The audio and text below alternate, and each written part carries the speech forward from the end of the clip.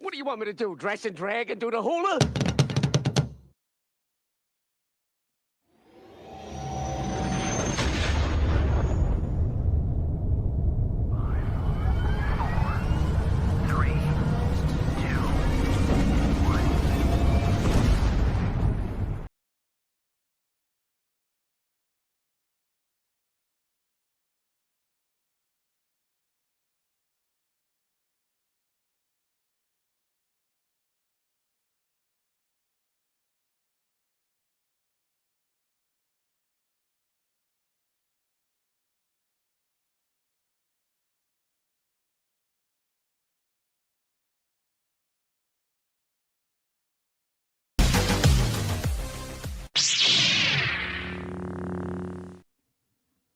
Hello and welcome out to this week's episode of the Gamers Council.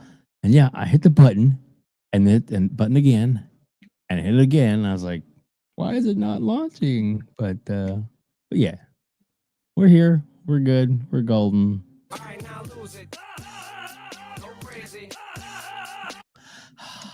Happy Easter, everybody. Happy Easter. Probably the only person in the world that wasn't thinking about it being Easter. All right then. So yeah, welcome to the show. First I gotta welcome my co-host Hargeet Chani. Hargeet, what's up, buddy? How you doing? Yeah. I just finished our Easter egg hunt today. I had all the nieces and nephews over, so we had a lot of fun. Very cool. Very cool. And of course, the man has stepped up today. The my favorite, the fuzziest one. The all-car NASCAR enthusiast. I'm just kidding. Actually, a big race enthusiast. That is Fuzzy Belvedere. Fuzzy, how you doing, buddy? Oh, I'm doing great. Glad to be here with you guys. Didn't really do much Easter stuff. Boys are grown up and on their own now, but yeah, doing some last-minute shopping. Glad that some stores are still open, but this was more so for the cats because we got to keep them happy as well. But yeah, glad to be here with you guys. Got a lot to talk about. There with you. Right there with you, dude. My of course, for me, it's the dogs. The little one, the 6-pound Yorkshire Terrier. I think she's 500-pound gorilla. Yeah. Yep. She rules the roost. Like, what did you give for me today? What did you do for me today? What? Anyway, man. So welcome out to the chat. Let's see. We already have like 80 people here. That's awesome. And look at some of the names we got in today, man. We're gonna scroll through a couple of these real quick. Let's see. We got CJ in the Book of X. I like that. Let's see. Hargeet, you might have to help me out with some of these. Wait, what is this one? What? Oh my goodness, Hargeet, did you see? You saw this, didn't you? Look at that. Yeah, and I can go. So, Lord Starkiller, thanks for gifting 5 memberships. And they went to Cullen Prime, Derek Johnson, Talos Ray, BT Maverick, and Kingsley Justine. Ah, nice. Lord Starkiller, thank you so much, sir. I really appreciate you doing that. Super nice of you, man. That is awesome. Lord Starkiller, it's right in there with the Jedi theme. I love it.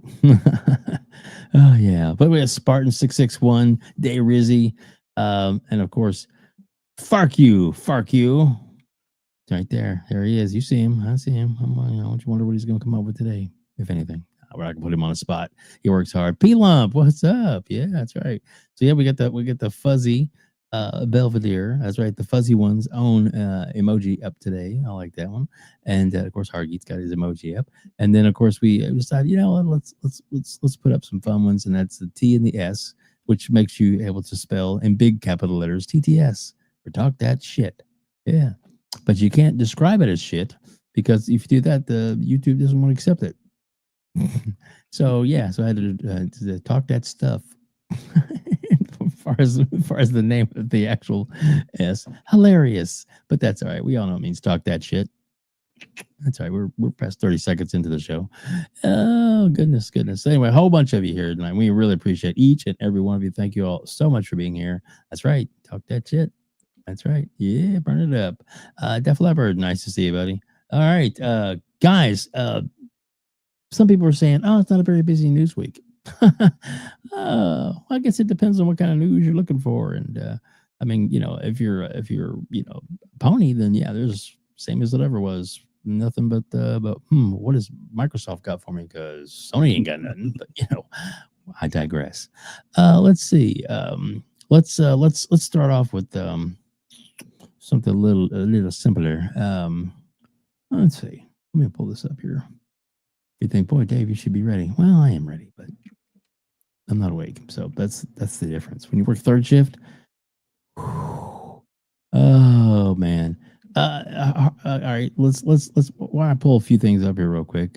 Fuzzy, let's just do a quick rundown of like what have you been playing this week? Oh yeah, as far as gaming, I've rolled credits on South of Midnight. Enjoyed the game. I'm glad they didn't do kind of like the without it being any spoilers or anything like that, but there was something that happened early in the game that I was afraid was going to be like a almost like a Sixth Sense kind of thing, but I'm glad they didn't go that route for it. But yeah, really enjoyed that game. Gave it a 9 out of 10, and the only point deduction I gave was just because I wanted more of that game. So I want to see Hazel's character progress in maybe a sequel or something to that effect. But really enjoyed it, and then also played a good bit of AC Shadows. Also enjoying that one as well. Yasuke sucks getting at like higher elevations and stuff, but he's great at the brutalization, just like knocking people through. Yeah, I'm not enjoying playing as him, man. Yasuke like feels like an add-in, and oh my god, he's like every time you climb, you're like, oh my, is this gonna take 2 years? Can you just do this already? Like, oh my goodness.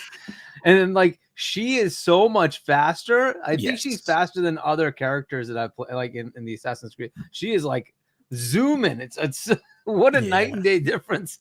Yeah, no, I love having her like run across like rooftops and things like that. But it is funny when Yasuke jumps from like some of the viewpoints, if you can get him up there, that is. But once you do get him up on some of the viewpoints, destroys the like hay thing. It's like, oh, I meant to do that. That's no one saw. Okay. No, but that game is so much fun as well. Like what they did as far as like the different moves and things like that, and how you level it up and stuff. But I think I'm at the point where it's like 80 hours in, give or take, and it's if you like do this I want to video, rush? please hit the like button. If I want to rush through it or not. But no, but other than that, you're starting to get into the main story stuff, or are you still like, I'm exploring still? I'm doing a lot of the side missions, and I think I'm about the same amount of time. I don't know. It must be 70, 80 hours now. A lot of side missions, and only like the first 3 or 4 for the main story of the people you have to kill. But accidentally killed some people that I didn't know were a part of a circle. Like there was one guy stalking a sea or like the docks. And the first time, I guess I killed his second guy or his like second in command. And then he like murdered me because I was like, oh, a skull. Oh, and I'm dead. And then the second time when I respawned, I was able to kind of take care of him quickly because I had the instant kill for assassinations type of thing. So it helped having that as an add-in. But yeah, there was one that was like in a weird spot where there was like a lot of blood and stuff like that. I'm like, what is all this? And then all of a sudden this guy with skulls and sticks on his back came running at me. And, I had to use the swipe through where everything turns gray and you just see blood when you slice through people type of thing. And that took care of them. But yeah, that game is a ton of fun. Still playing a lot of Forza Horizon 5. Love that game. Look forward to seeing some of the ponies that finally get access to it. See what they have to say about it. I'm pretty sure they're going to quietly enjoy, or they're going to just fall in love with the photo mode and stuff like that, or just the fact that they can drive anywhere with a whole number of cars and not say, oh, well, Forza just throws cars at you. Well, it's fun that they throw cars at you. It doesn't feel like you're having to really work like it's a real job and pay real prices for some of the cars like you do in GT7. But that's well, that and Undisputed. Undisputed is another one I still have a lot of fun with. But that's pretty much it. Yeah. Hargeet, what about you? Yeah, mostly it's AC Shadows. Every now and then I'll jump in with Colt and Fawns and That Blue Number and Spriggan off and on. They're all playing Borderlands, so I'll join in and play Borderlands. I think it's 3 that they're playing. So I'll just join in every now and then. Yeah. But outside of that, it's been pretty much AC Shadows. Trying to just get that one completed. But you're just like Fuzzy. I'm like, I want to have the whole map like opened up. So I think I have it like 90% done.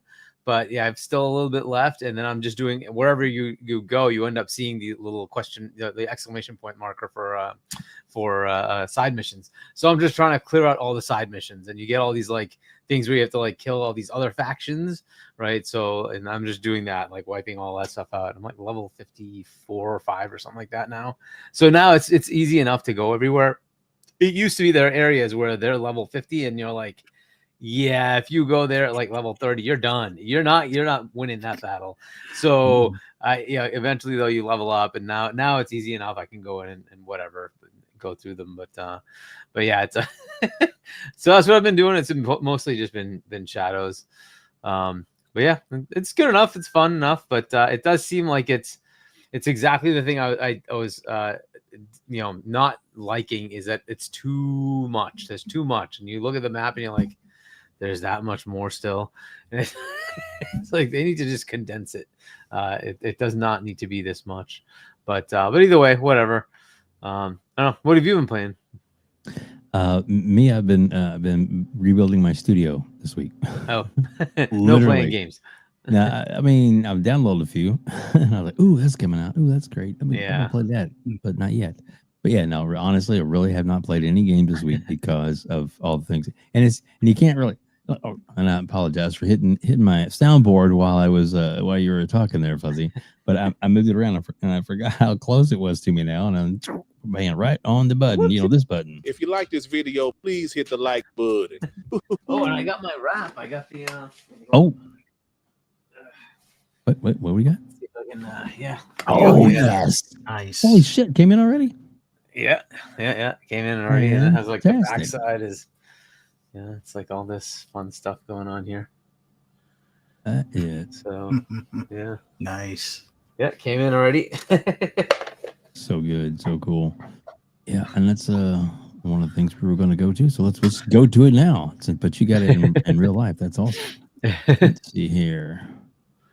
Screen share with where's it at? There we go. Boom.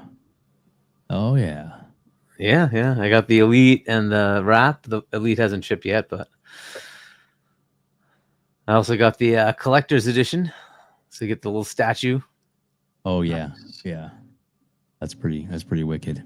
It might still be available for anybody who wants it. If you go to Bethesda's website, it might still be available. That's cool. Well, I know this particular controller. That one's sold out. But the controller and the wrap are still available. Look pretty good too. I love that. I love the look on that, man. Yeah. It's a shame that they didn't get to this kind of stuff earlier. It's done. Already gone? It's gone now. The Bethesda one? The collector's edition is gone. Yeah. That's all right. Got it. Yep. Here we go. I'm gonna read this super chat real quick. Danny Passion Official, $5. 9 out of 10 to South of Midnight. Let's be real, the combat on that game sucks. The traversal and story are tolerable, but combat sucks. Kenna is much better. How is it a 9 if the story and traversal are tolerable and the combat sucks? That doesn't sound like a 9. But fair enough. If it's 9 for you, it's a 9 for you. There you go. Now, I've played a little bit of it, but I haven't finished it by any means. But as you go along, you collect things. You actually unlock more abilities in the game. Mm-hmm. So it's like it's and I've talked to several different people that have like they got to a certain point and they just didn't. They enjoyed playing the game, but they didn't collect more, and they were kind of. But it's like I said, well, didn't you open up your new stuff? And they're like, oh, I guess I could have done that. It's like, well, yeah. So I don't know. Again, and in Sante was saying that he pretty much, as he got to like I think level 12 or whatever, area 12 or whatever story part of the game is when he had like everything unlocked. So pretty much when he got to almost the end of the thing, he pretty much had it unlocked at that point. So So yeah, so that's there we go. Same here. I use crouton a lot. Just throw crouton at your biggest enemy, Yeah, and it'll make it easier for you. very cool. Very cool. There's another. All right, Danny Passion, $2. Hargeet Fuzzy is the one who gave game. I so guess he's- he meant gave it a 9 out of 10. Okay, so yeah, I'm not sure why it was the beginning of your other one, but I think it's Yeah, the way I guess he, he was referring to like when I was saying it was a 9 out of 10, and yes, the that's point what I- deduction was because I wanted more of it. But for me, I kind of enjoyed the combat. Like I said, I use crouton as my buddy to throw at the biggest enemy, and then use that as like a person to help attack whoever like the main ones are, and then try to balance out your abilities that are on cooldown, and then try to throw him again, hopefully before the other one or shortly after that first one dies off. His ability comes back up from cooldown and stuff like that. So yeah. I will put his original back up there. So yeah, so 9 out of 10 south of midnight. Let's be real. So yeah, that's Got it. punctuation's the key. Yep. But yeah, no. And I get it. I totally get it. But it's a great game. You got to admit, no matter what, it's beautiful. Absolutely beautiful. And this is just a beginning for them. I think this is going to be a franchise. I think they're really going to be able to really get in there and tell more stories and stuff. And I'm We'll looking have to forward see how to well those it things. did, right? Yeah. yeah, I think it's doing pretty good. Plus, it definitely has the ability to go to other platforms if they wanted to. So, and that seems to be some of the matrix that are really, falling into place. Is some of the things that what was it? Even Helldivers 2 was like, it was like the biggest Sony release that they have come. That's Read pretty the fun. dot. Good point. Ha ha ha. He's just messing with it. But yeah, no, but yeah, and what did they do different on that game to make it the biggest, selling day one game that they ever had? They put it on PC as well. Almost like Microsoft knows what they're doing. yeah. Just saying. All right, let's jump over to this one real quick. Boom. So yeah, there's a big mobile update coming. Yes. And has anybody else got it yet? I've looked. Mine doesn't have it yet. I know it's supposed to be coming in April, but I haven't. Still the same on that for me. Hopefully it'll update soon. But I'm looking forward to be able to do this because I often gift games and stuff like that to friends, especially stuff that's on sale. I'll send them something. They're like, what'd you send me this for? I just thought I'd play with you. Thought it'd be fun. So there you go. So yeah, we'll have a little fun with that. But yeah, I'm looking forward to being able to buy stuff through the app. I think it's really cool. And then plus, the streaming part is really, man, it's really starting to step up. I mean, it's even Satya was talking about that it's, the people that were sleeping on it, it's not a big deal. It doesn't affect me. It doesn't help me. Well, I know like Joey from We Bleed Green. He lives in the Dominican Republic, I think, and he's it doesn't really help him. The streaming stuff doesn't work really great there, so I get that. But he still loves Game Pass. So it's just there's just some elements of it that just don't benefit him. But other places, ooh man, and streaming on device stuff, it's tell you a lot of people playing on their phones more than console sales. Yeah, really? Who's making more money than who? Just saying. All right then. Your thoughts on this, Hargeet?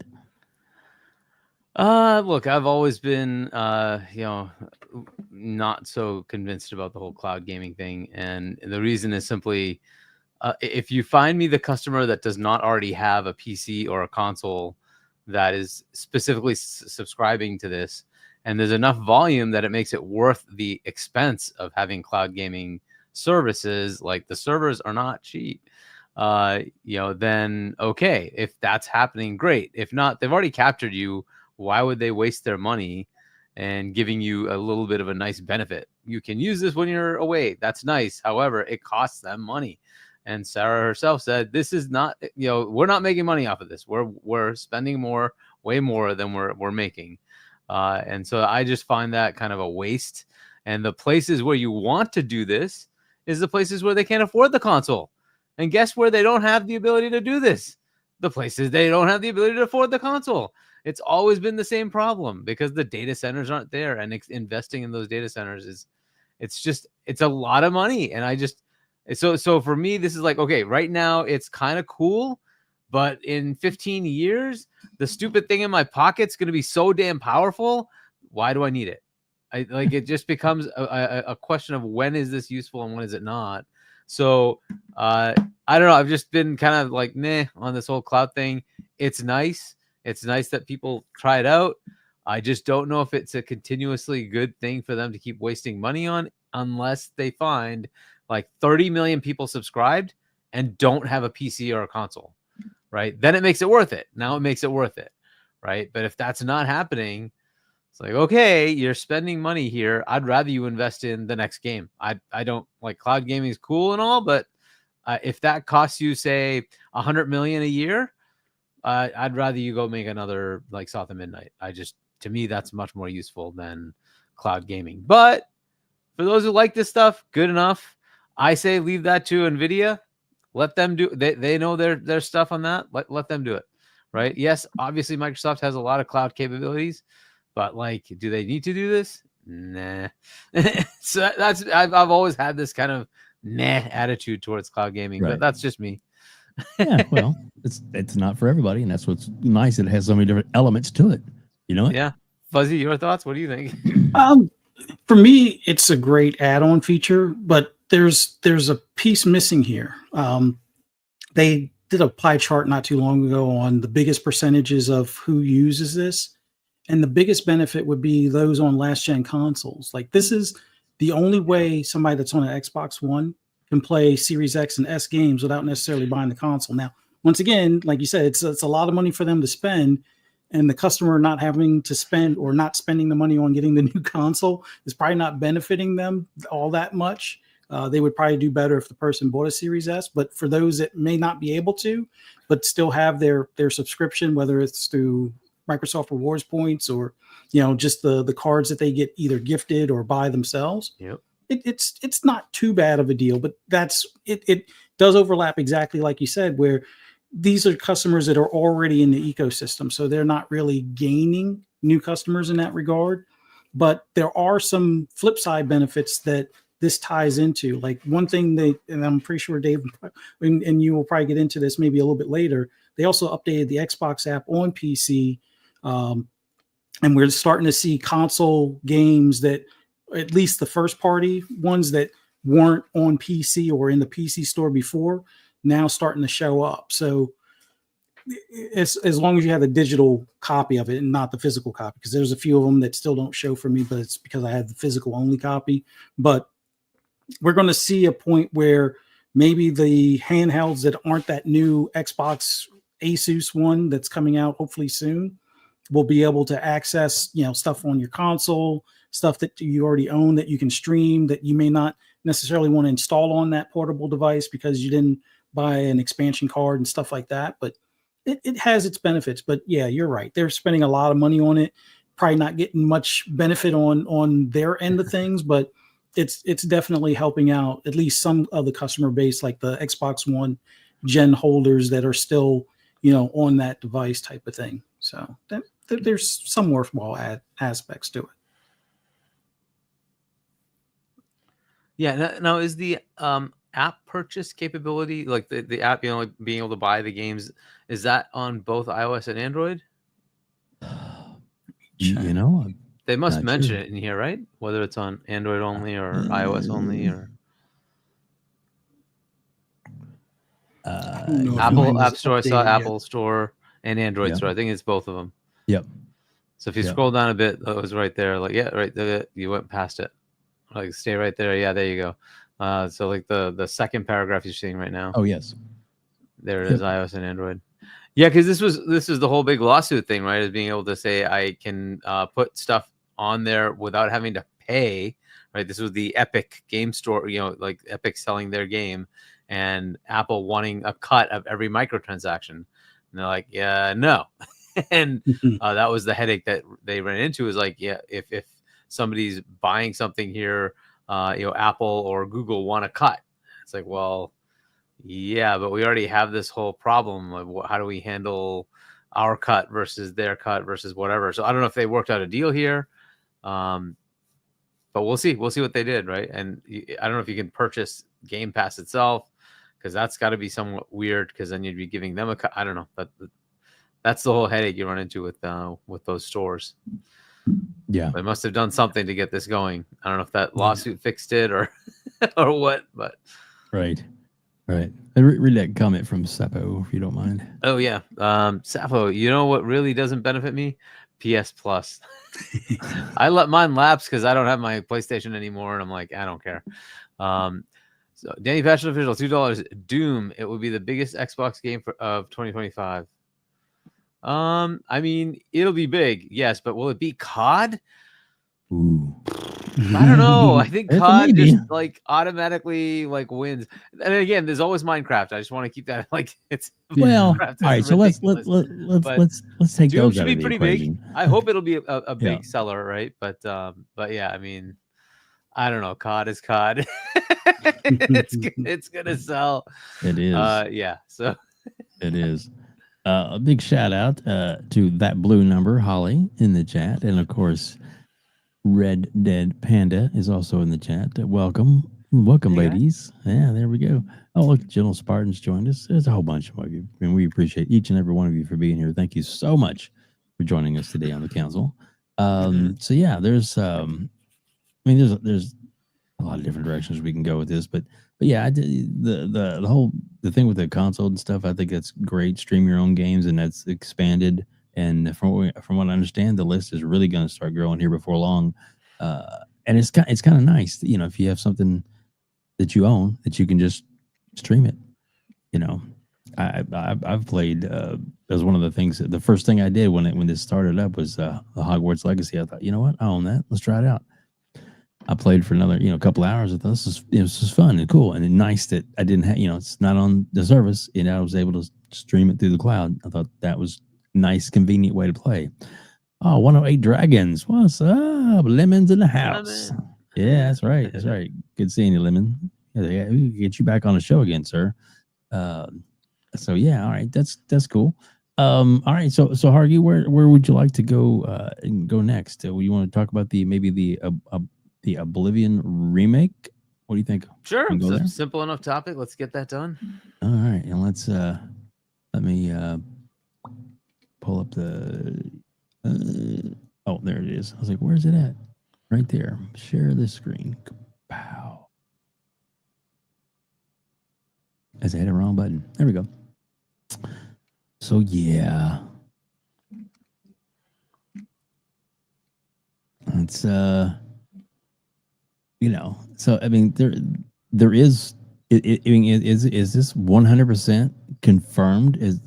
Or is it still like the biggest rumor that everybody's going with? And It Hargett, is still a rumor, right? It is not still a official. rumor, yeah. Official. Yeah. Yeah, isn't that weird?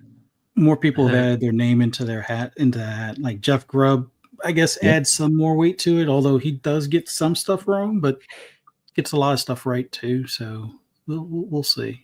But I have a stronger feeling, especially considering a lot of the room or whispers behind the scenes and stuff like that, that this is probably right around the corner. Like, who knows? Like, we'll see next week, I guess. But I kind of feel sorry for the Expedition 33 crowd. But then again, that game has its own hype, so I don't think it'll take away too much shine. But it could be a big week next week.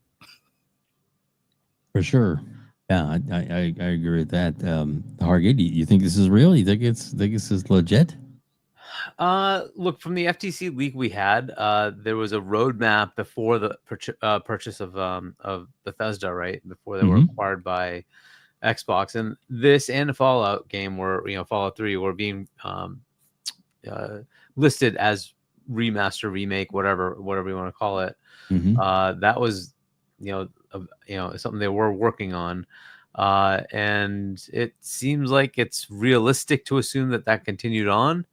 And I don't think that Xbox would have canned it. So I think it's true. And like, there's just enough hints now at this point, enough leaks that like something has to be correct here, right? So if Virtuous, inadvertently put out images of the game already, you got to assume that they've been working on it, right? So I think it's real. I think that it's likely to be imminent. I don't know when, but it is possible. Like we're hearing, it could be this like tomorrow, right? And so Crazy. if it is cool. Fuzzy, there is the, like as you're mentioning, the potential of overshadowing of a new game. I'm hoping that's not the case because this is an old game, right? If somebody wanted to play it, they can still play it today. It's available, right? This is just a new shine, new coat of paint on that game. So I'm hoping it does not overshadow Expedition, which is looking like a good, new entrant and new IP. So let's hope that turns out to be good. It's also, both of these will be in Game Pass. But yeah, Expedition 33, I hope it has its own legs. And I like the folks that have played Oblivion before. I wonder how many would jump back in. It is a game that somebody could jump back in, but it is a lot of time. The commitment here is probably at least 50 hours, if not 150 to 200 hours. The thing is, like, this is peak Bethesda, where like you walk 10 feet and there's another thing that just pops up that you have to go do. So there's just so many things. Now you could ignore it. You can ignore all the side quests, but you generally don't. You end up going somewhere and it's like, there's another thing I could go do, and that's another 10-hour thing, right? And it's just like it really is really good. This is, to me, this was better than Skyrim. But like, and I'm sure some people find it the other way, but I found Oblivion to be better. I'm certainly gonna try it if it comes out, just to see what it looks like. Try to get the difference between the old and the new. You got some of the images here, but you also want to have the feel of it, right? So what does it play like? If it's UE5, like there's always the performance potential, right? The headaches with performance. So we'll see how that goes. I can certainly try it on both PC and console and see what it's like. That I don't know that I'm gonna go finish it because it's too long. It's just too much, and like there's too many games I still have in my backlog, right? And Expedition 33 is coming out, which actually looks pretty fantastic. So I'm hoping that turns out to be a good game, and I'd like to try that before I spend too much time in Oblivion again. But yeah, I mean, if it comes out, for anybody who hasn't played it, it's real. If you like RPGs and you like, deep storylines and many different paths to take, and you want a cool like Elder Scrolls like game, because that's what this is. It is definitely worth jumping in. If you liked Skyrim, in my opinion, this was better than Skyrim, so you'd probably like this game a lot. So if you've not had a chance to play this, I would definitely recommend playing it. But yeah, and for those who are newcomers to the Elder Scrolls series, right? Because just new players come in all the time. If it's something you like in sort of the RPG vein, it is a really good RPG. And I hope the game mechanics, because remember, this is 2 decades old. I hope the game mechanics hold up, right? Because it's been a while. When it came out, it was ridiculously awesome, but things have changed over time, right? So we'll see how this all plays out. But those are my thoughts, just going, kind of overall. I hope it doesn't cause any headaches to Expedition 33. And this is always the problem Microsoft's going to have now. Xbox has to keep thinking about what partner games are coming out, especially ones that they're marketing heavily and they're also going to Game Pass, and what they're putting out, and make sure they don't trample each other, their own games and their partner games, right? So this is just part and parcel of where they are. They have too many games. It's just the way it is, right? This isn't even like the marquee game of the month. That was South of Midnight, and you now have, this is just another game you just get at whatever, right? And then they have the Backcat from ABK, right? I'm pretty sure they added one of those this month too, right? So they just keep adding more. So this is just like sort of, I don't want to call it filler, but it's like the additional stuff that just comes in on top of a brand new IP, a brand new game, whatever it is that the Xbox studios are putting out. And then they have their third party stuff, right? That they're partnering with. So Game Pass is just crazy right now. It's hitting on all cylinders. But yeah, if this comes out, that's cool. We also had that hint of a potential partner preview coming up on Wednesday. I don't know if that's true or not, but there's all sorts of fun stuff going on, right? Yeah. Exactly. Let me as we so Fuzzy, you talked about this too. So I guess we'll move on. I'm hoping it's real, but boy, it'd be the biggest what the fuck if it, I mean, the weeks that keep going, it's like, we can always say, well, we'll find out next week, or maybe it'll be at the showcase, or maybe it'll be here. End of the year comes around and I go, we ever gonna get that fucking game? So like I said, it's I hope it's soon, and I don't really think it's gonna step on Expedition 33 too much, because it's a little bit different game. So, and even if it is, it's like it's in Game Pass. So it's really a time thing, right? So people who like those kind of RPG type games, now this is more direct combat instead of turn-based, but there's like a twist on the turn-based in Expedition 33, right? So we will see how that plays out, right? I'm not much of a turn-based fan, but then again, I played games like the Persona series, and those are turn-based, but they do it well enough that it's fun. I haven't played Metaphor yet, but so that's the thing. It just depends on how they do it. Sometimes it can be great. Blue Dragon, I think, was also turn-based, right? And I ended up loving that game. It was great, but I'm generally not a fan of turn-based. I generally I like being able to just do the action myself, because I just don't like the random chance stupidity. Yeah, I get that for sure. Hey, shout out to Be Nice, Rachel, Rick. Yeah, there's a whole bunch of great people in the chat. Guys, we got over like 200 people right now in the chat watching us. We get over 30 on X, over 170 on YouTube. And thank you very much for joining us. Oh, look, Abdel 114 jumping in for I love it. It's so great seeing everybody. Let's go over here to this little topic. I'll just play this because I thought this was kind of cool little clip. But so there's Nintendo finally seems to get some of their shit together. I don't know if y'all see the trailer. Paul Rudd was when you decide to step up to this kind of play. Game came out system a long time ago. Back this to kind of NES. driving, gliding, Koopa shell flick. When you decide to step up to this kind of experience, there's only one place to come. The world of Nintendo Switch 2.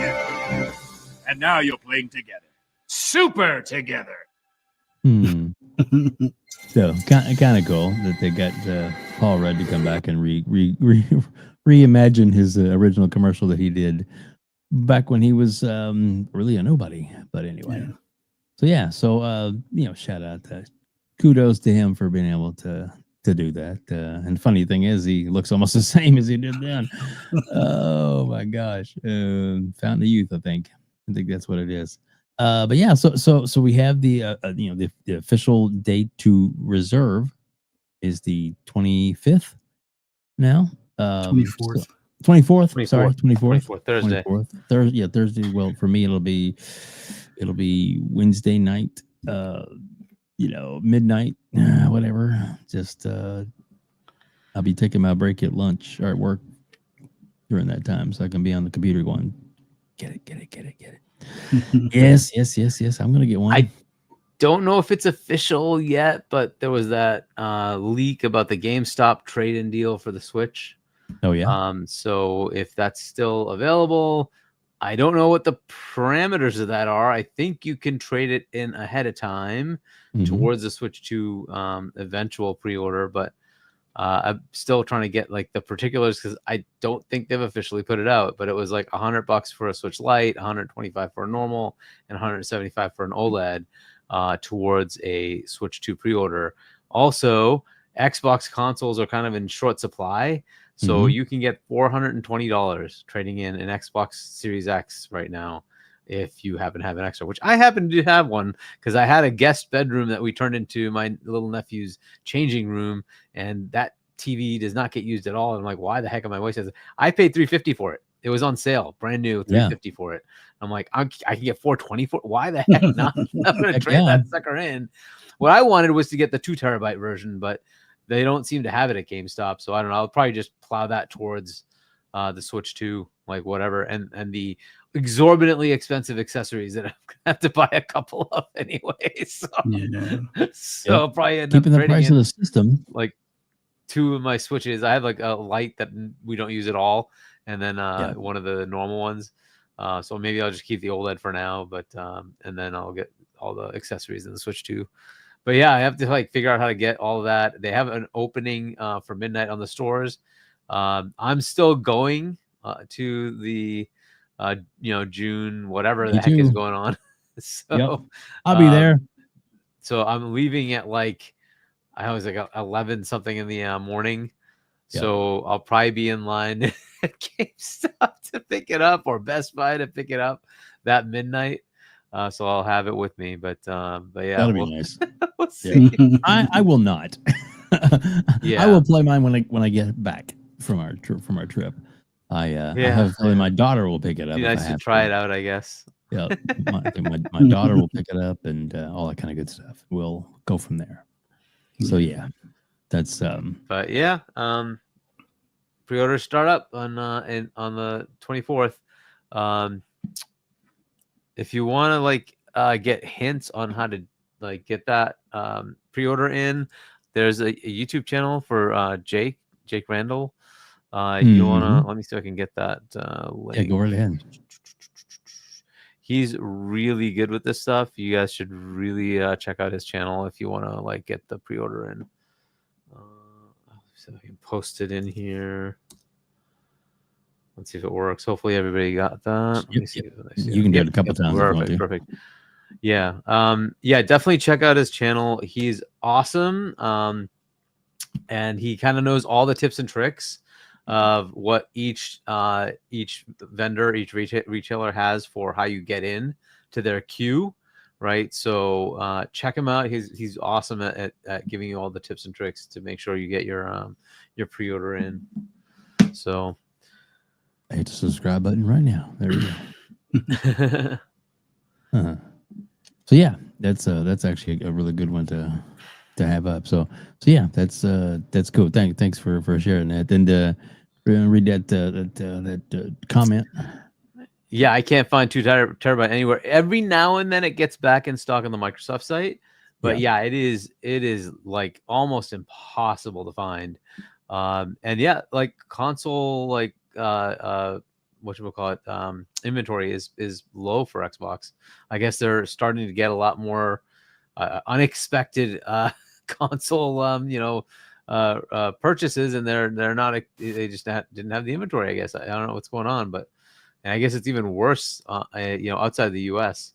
So yeah, and you can get the 2 terabyte expansion card that is available to purchase. Yeah, I already have the 2 terabyte expansion card, but it's like, okay, I just want to get the Galaxy edition, whatever.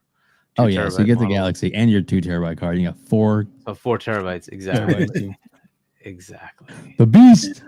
Oh Jesus, that's awesome. And yeah, we'll see that. Oh no! What happened?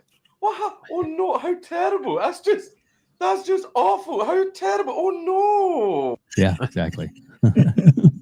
But Brian Harris's comment there, I get it. $400 handheld, $80 games. Yep, yeah, I'm with you. It's kind of expensive, but Oh, the Switch? It's not for everybody. $450. Yeah, it's not even 400. That's about $450 for the one with the bundle. You can get the one without a game, right? No. $450 without the bundle, $500 with the game. Yeah. So, yeah. Yeah, I'm halfway tempted to be. Yeah, I'm pretty sure. Yeah. I'm halfway tempted to be one of those scalpers. The dreaded scalper, buying one, but I might wind up buying 2 and then sell the one to pay for 2. I've never really been a Nintendo guy. I've always been a Sega guy growing up, but I don't know. If I can swing it and I can get 2, I think I'll probably get 2. But in the grand scheme of things, like I asked my sons before, did they want the original Switch? Kept on telling me no. They were fine with PC and their Series S's and stuff. And then one of them, with his summer job, went and bought the Switch. It's like, wait, you told me you didn't want it.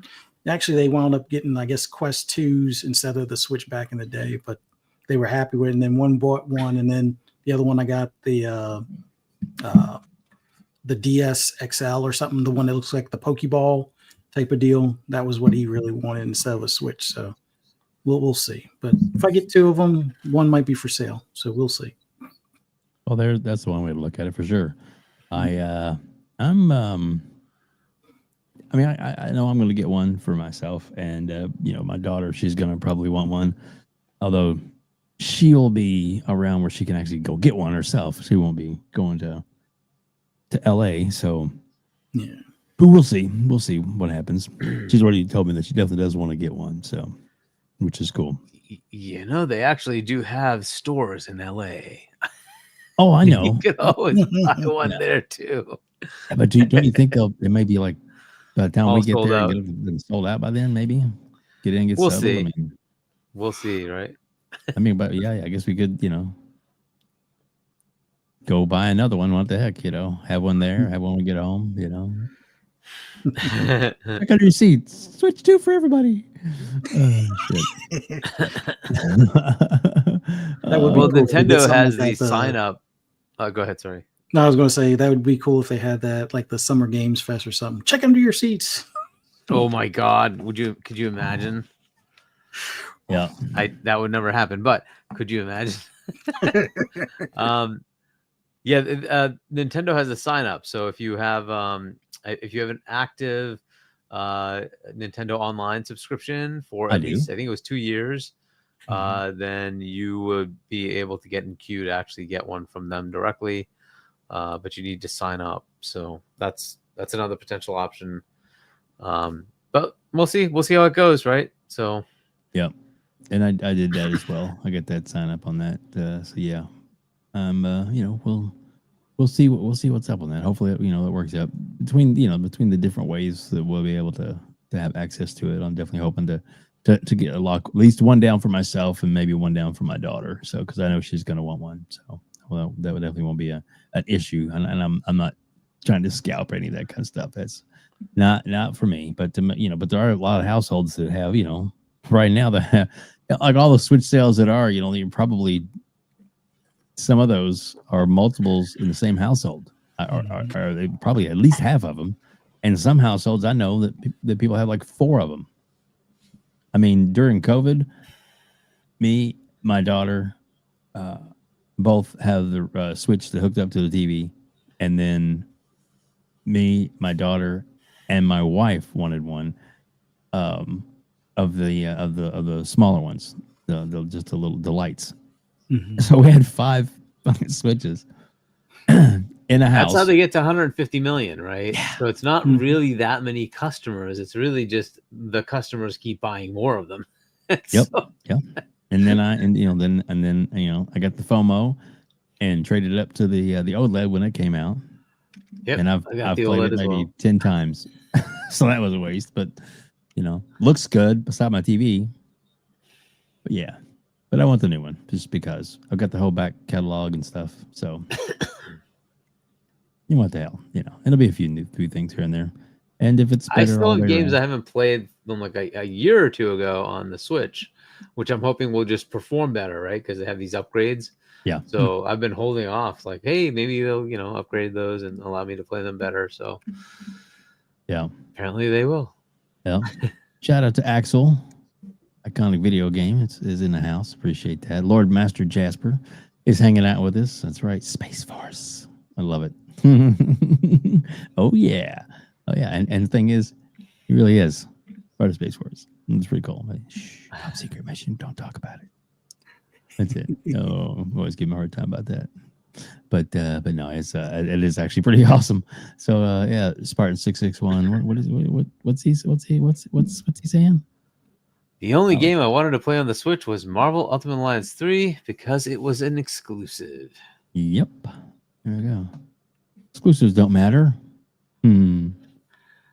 Nintendo could release the Switch Lite OLED HDMI compatible, 15 extra console sales guaranteed. He got a point. He does have a point. So yeah, so gosh, let's see. Fuzzy, how much more time do you have? I don't want to cut you off here. Back here.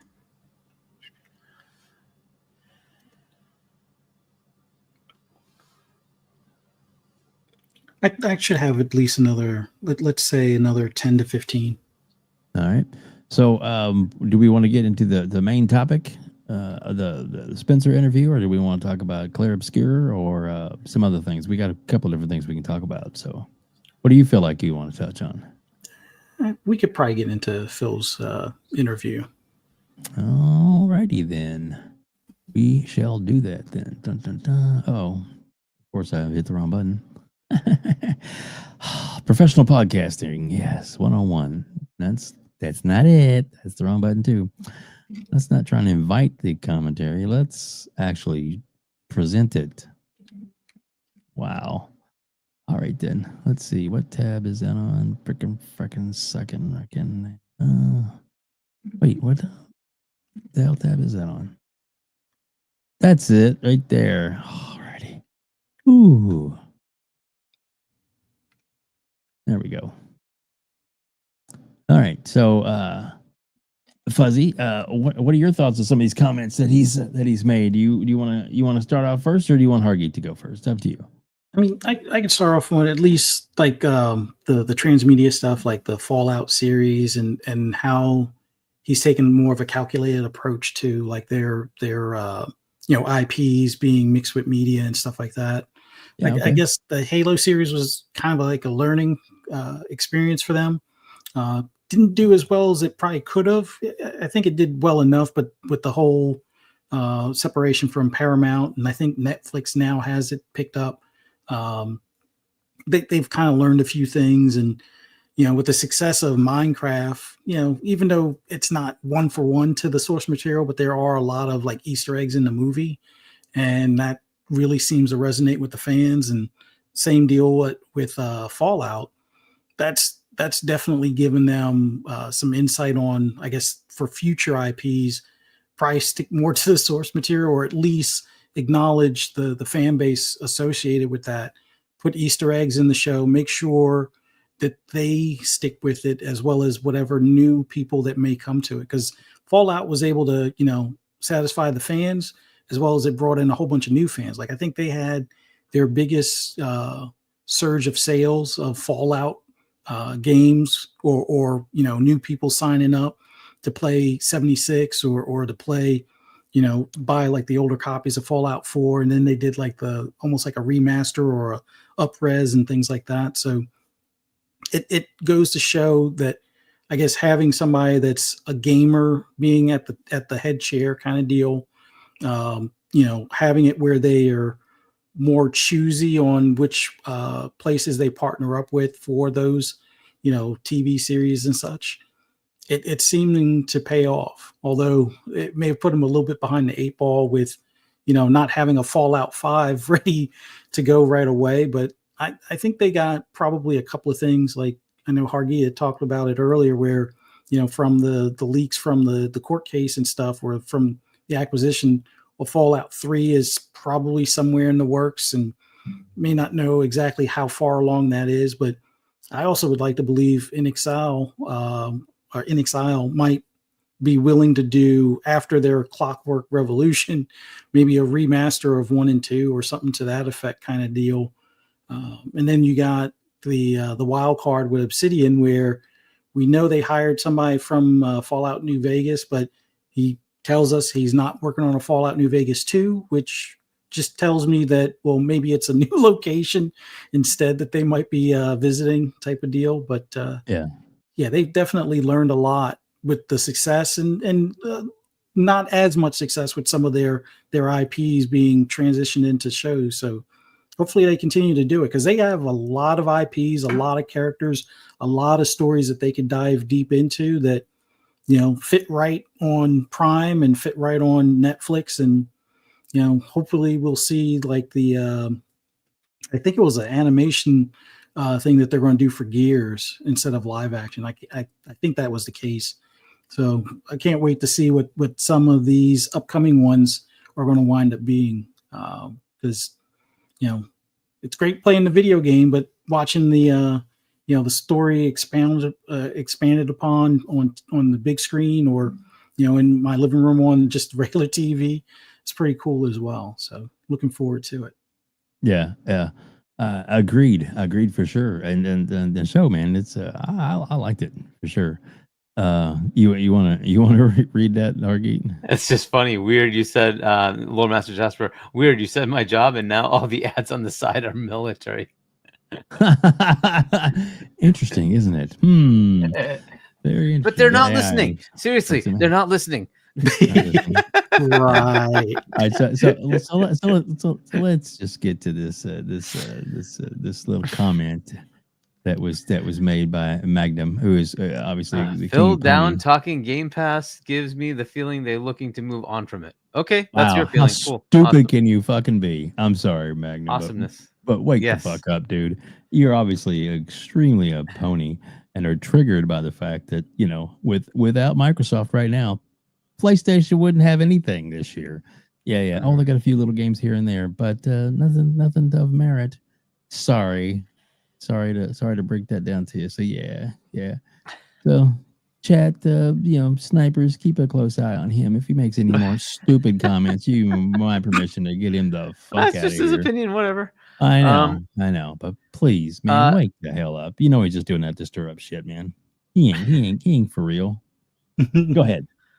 Sorry. I think that's what the other side has always been hoping, right? They absolutely detest the fact that there's a cool service on the platform they don't like. And that really bugs them for some reason. I don't know why. Like, if you like the service, just freaking get the service. Who cares? Right? Like, does it really matter? It's not on PlayStation. Who cares? Is PlayStation your wife? What the fuck difference does it make? Just go buy the other console. Whatever, dude. It's just like the Switch. If you like it, you like it. If you don't, you don't have to do it. It doesn't matter, right? Like, if you want to enjoy Nintendo games, go for it. You can also emulate them. But anyway, let's talk about what he said. To Fuzzy's point on the content, I like his approach to that.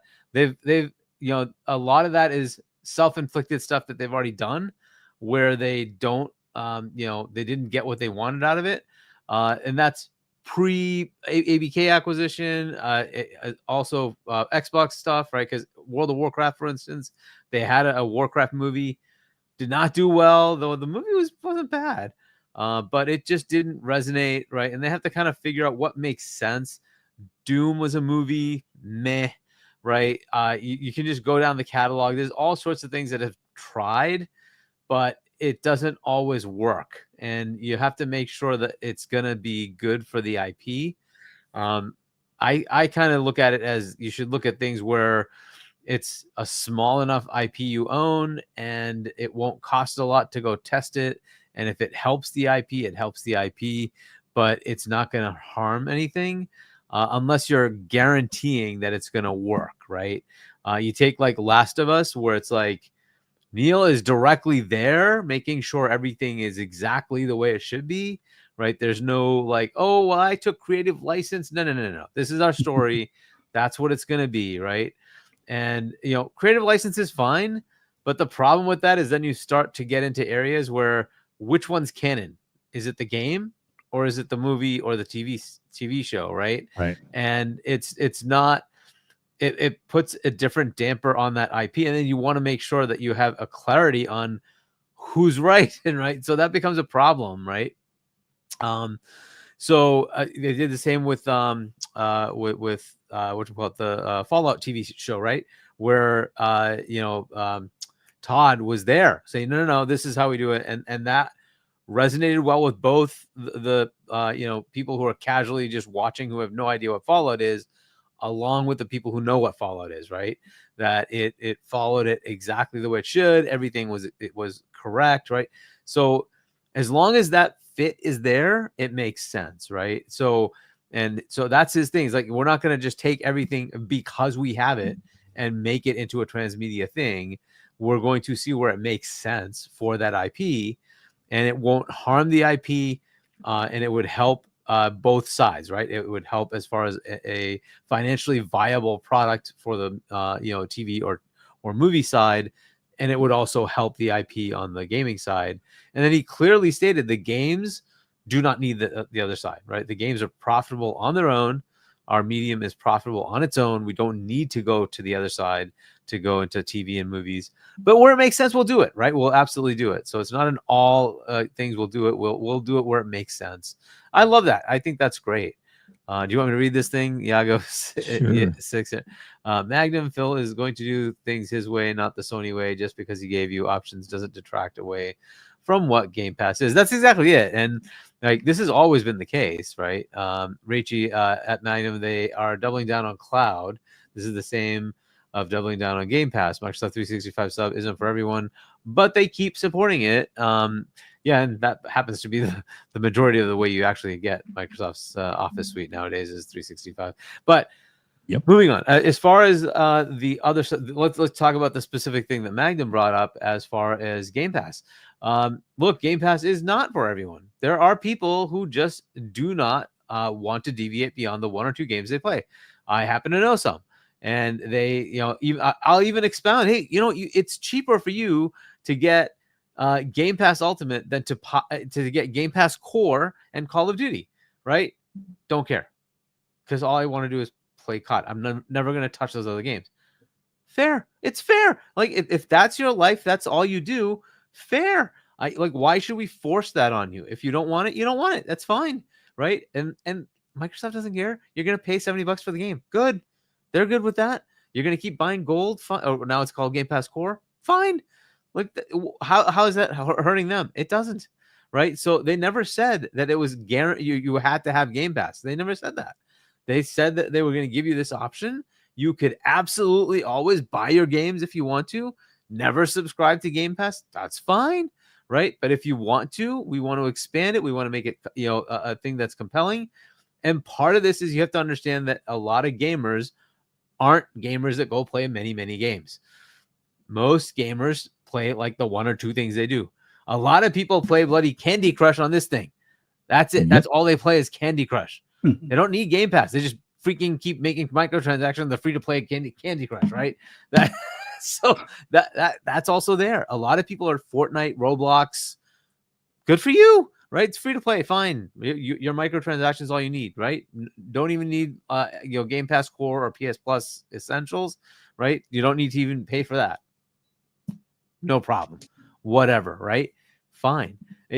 It's really just whatever works for that customer. And that's all he's saying. He's like, I don't expect everybody to buy Game Pass. I expect to be able to have the whole range. And they've been saying this the whole time. This is not new. They've been saying this the whole time. A customer that does not want to buy Game Pass and wants to just buy their games, perfectly valid customer for us. Don't care. That's great. We just want to engage however you want to engage. We're giving you this option. And that's all he was saying here. I don't see anything different. And he's just clarifying that makes sense, right? And they're seeing growth in the areas they were hoping to get growth in, which was cloud usage and in PC. Mm-hmm. Great.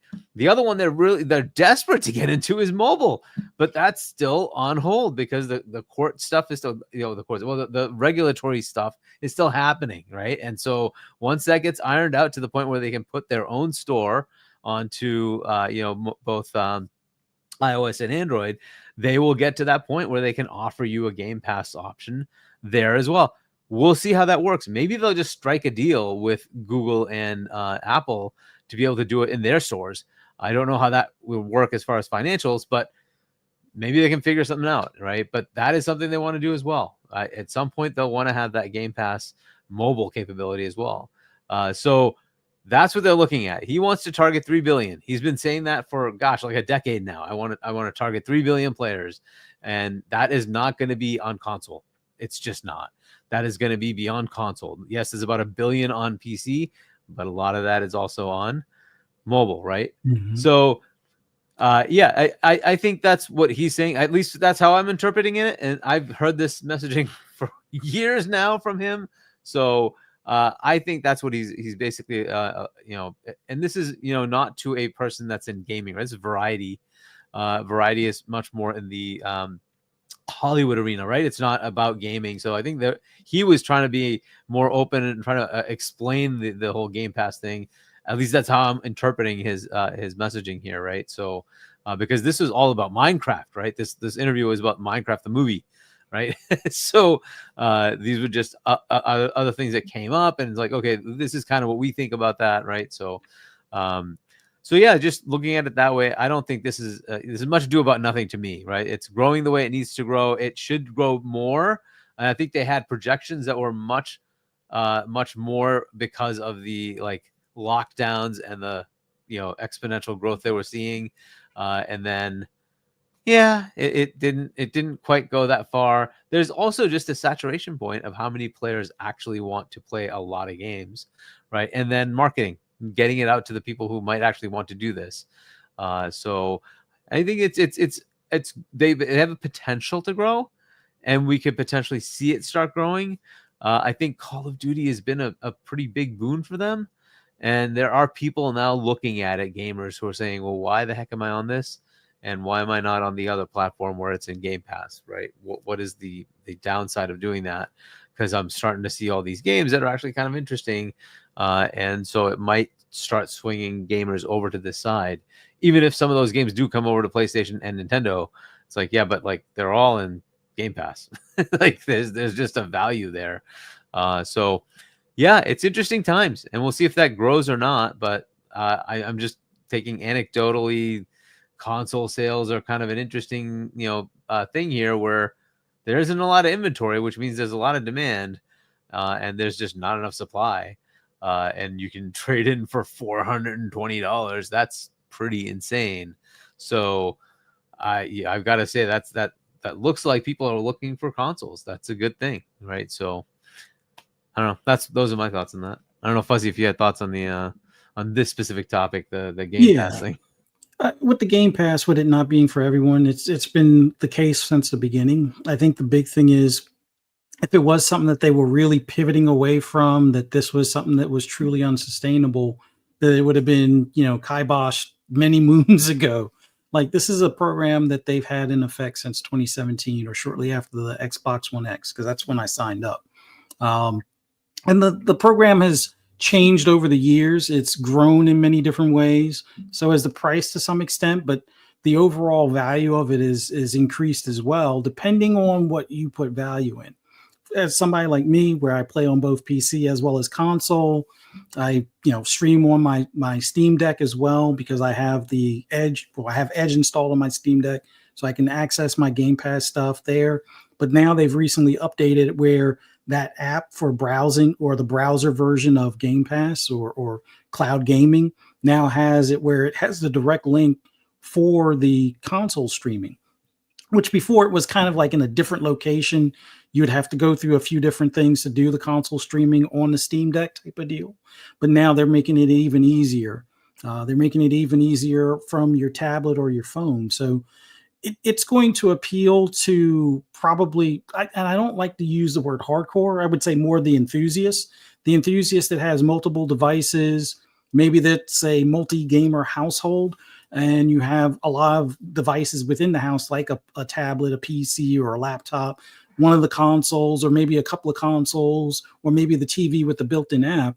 That's where Game Pass is probably going to have its best, I guess, shine for that consumer base, or for that particular customer. The other thing is they're still investing in third party that's added, which a lot of people thought once they got their first party up and running that they would completely forget about the third party stuff, which they haven't. They're still getting day one drops from smaller third party publishers, and they're getting some of the bigger publishers to put in their games within 3 months of release. So I would say if they were really pivoting away from it, then you wouldn't see the behind the scenes race to mobile, which, like Hargeet said, there's still some of the court stuff that's hindering that to some extent. But they're also making this big race to the PC handhelds, which they already have a partnership with Asus, which is going to have like maybe a ROG Ally Xbox, or whatever you want to call it, or maybe it's the ROG Ally 2 with an Xbox skin to it.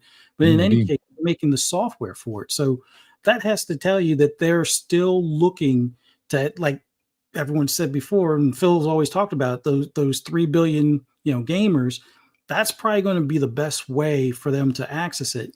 And if you're looking at the Xbox app or your Game Pass app on your PC and stuff like that, you're starting to see some of your console stuff that you own digitally mixed into that library, the ones that weren't on PC before, or at least on PC Game Pass. So they're making it so Game Pass is going to be this, I guess you could say, all catch model for those that have multiple devices or that may not have bought an Xbox device, particularly like whether it's one of their consoles or one of their, previous devices like the Xbox One or something like that. So that way they can reach more gamers that way. So Game Pass is growing on the PC side of things. It's kind of plateaued at the, console level, although there is a good bit based on the streaming records that there's a lot of Xbox One customers that are still playing on their Xbox One, but streaming Xbox Series X and S games, which you can do via Game Pass Ultimate on that console. So you don't necessarily have to upgrade, but you are paying for that service, but you're not necessarily getting the full benefits of it until either you get the later console or maybe they're getting it on their tablet or their PC or something along those lines. So I don't think that they're moving away from Game Pass in any time soon. I would say, if anything, they would probably move from hardware before they move away from Game Pass. But that's just my personal thought. And I don't think that they're even looking at moving from hardware for at least another generation or two. Like, we already know that they're working on the next generation of hardware. They're already working on a portable device. I see at least another generation being worked on thereafter. But after that, who knows? I mean, the way things are going, I think everybody's eventually going to have something that's more PC-like, that's either built into the TV, or what I predict the future is going to look more like is where your controller, basically one of these, will have all of the bits inside that are powerful enough for like what you see in the Series X in, like, let's say the next 10 years. And that's all you need. And it'll wirelessly connect to your TV or to your monitor or to your, what do they call them? Those AR glasses and stuff like that.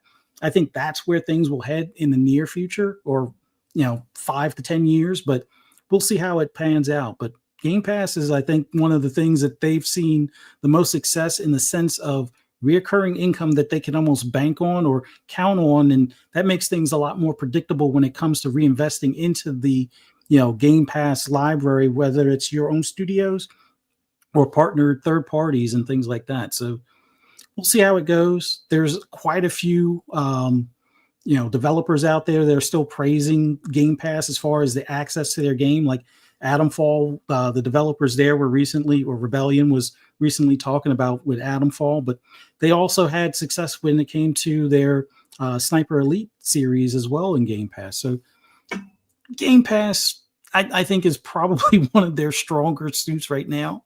And if you don't see it, whether you're a subscriber or not a subscriber, if you're not a subscriber, I can see how you couldn't see it.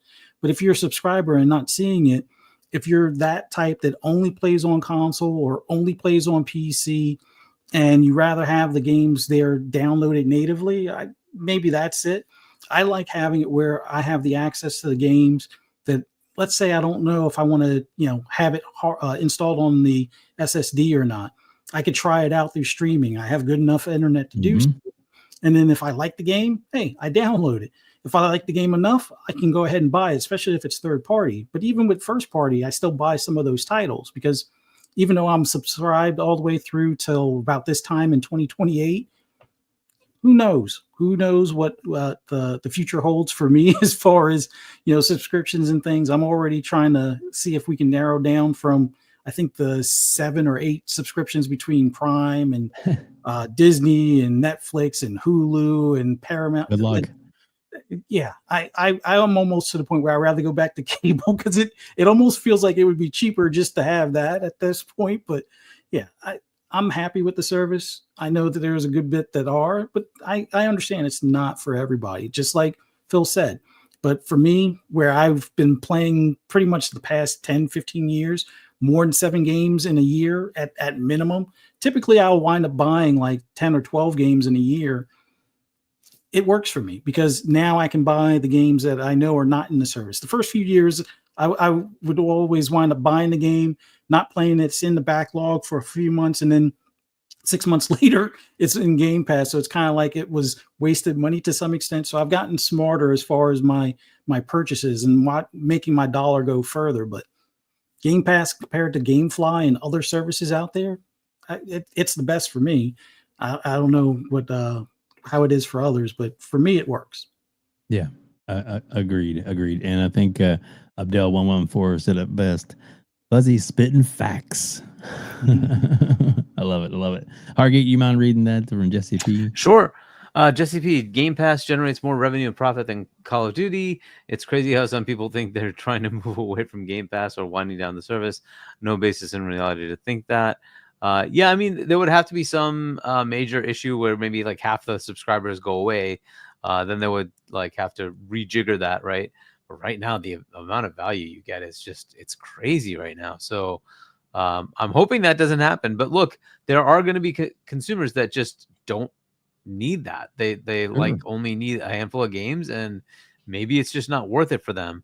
That's a fair thing, and that's fine. I had nothing wrong with that.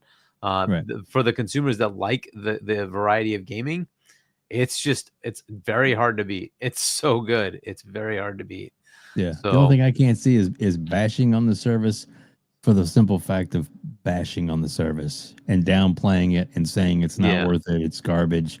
You know, it's not for everybody. That I know. Right. It is not for everybody. But to clearly be calling it out for saying that it's the downfall of Xbox. And I think what's his face? I can't think of his freaking name. Has been saying it since day one. Every day he seems to come out with a comment. Xbox is dead, and this is this, and it's like, really, wake the fuck up, man. Wake the fuck up, because we always have this. Play it day one with Game Pass. All right. I'll also say that the PC launcher, though it's getting better, it needs work, and they hopefully get that kind of squared away. That is the major negative of the PC version of Game Pass. I hope they fix it, though. I really do hope they get to a point where it's a little better. We just had another game skip the console because of stupid censorship issues. I don't know why that needs to happen, but whatever. Yes, it was Colin Marinardi. That is definitely who I was talking about. Yep, that is true. So Hargeet, we did have a little breaking, and shout out to all about 10 people in the chat and a couple of I get a couple of personal messages about this dropping. So we're going to go ahead and pull it up right now. But apparently during the WrestleMania Day 2, they unveiled this Doom: The Dark Ages launch trailer, a new one, and this is the long version. So we'll play it real quick, and then we'll see how much longer Fuzzy has after this, but looks pretty good. The Makers felt a weapon as powerful as the Slayer should be guided. They lied to us. And now he has a leash.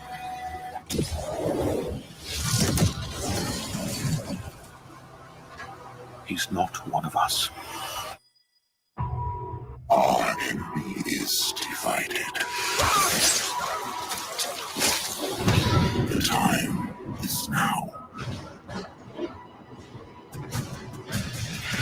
They fear him, and so your dominion over hell is not absolute. Avoid the Slayer. Focus on breaking humans first. That demon, he's after something. That much power in Hell's hands. None of us would survive.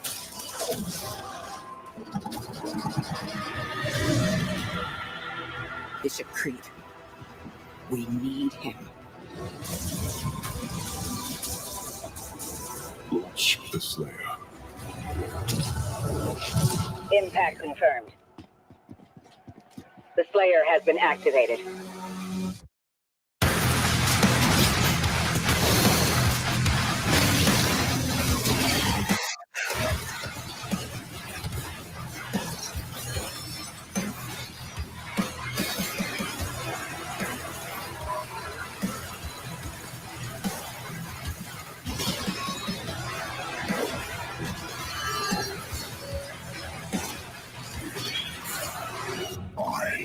never rule as king, so long as you are the only one they fear.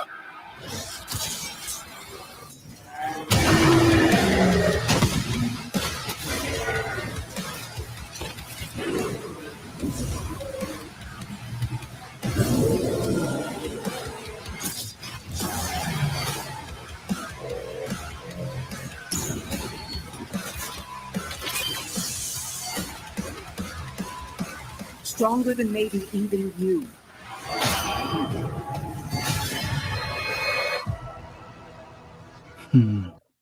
Holy fuck.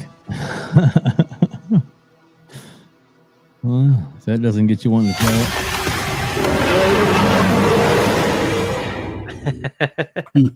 it. Play it day one with Game Pass. Yeah, I had that. Sorry. But man, holy shnikes. And good shout out to a lot of people called it. There is definitely a 4K version you can watch on the YouTube channel through Xbox or through the Bethesda channel. But replaying it on a live stream is harder to do with the mention, so it doesn't lag and drop out and stuff. So yeah, definitely I would suggest everybody jump on and check that out. So for sure. And oh yeah, look at D1's in the chat. What's up, D1? He was a guest with us last week. Did a great job. It was always good having him in here.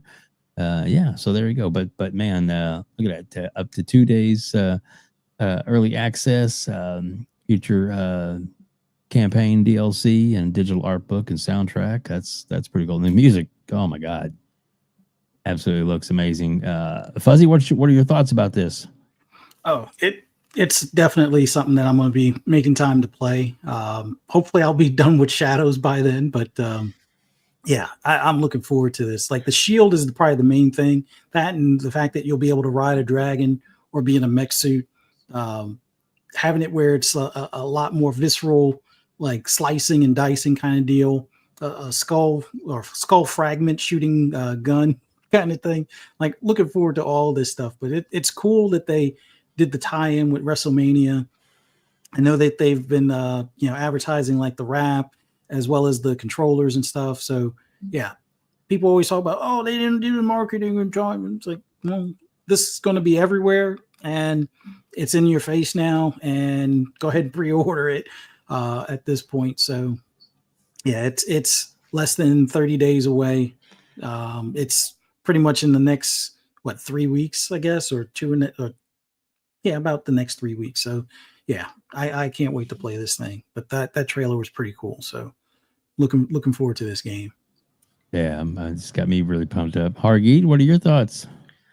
Yeah, I didn't like Doom 2016 or Eternal. I played them, but I just kind of fell apart. This one actually looks better because it's more my style, where I can like shoot things at range.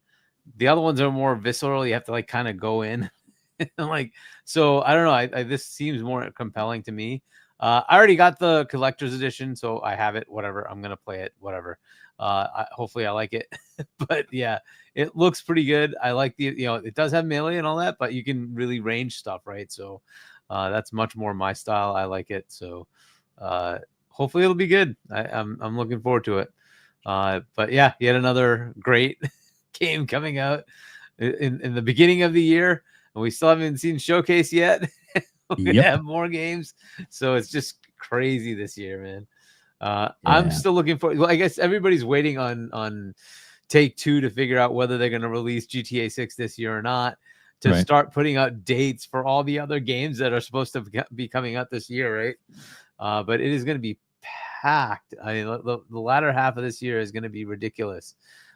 So this is just one of those years that's crazy. And like, we have a new Nintendo console with its games, and we have a whole bunch of games from Xbox specifically, like directly, and then a whole bunch of third-party games that are just going to be everywhere. And it's crazy. And if GTA 6 does actually come out, that's another big, huge game that's coming out this year. Yeah. So yeah, but yeah, I'm looking forward to it. I hopefully will have time to play it. Same status. I want to finish Shadows first. I haven't even played South of Midnight, which I want to play. So hopefully I can get to that, get that done before this comes out.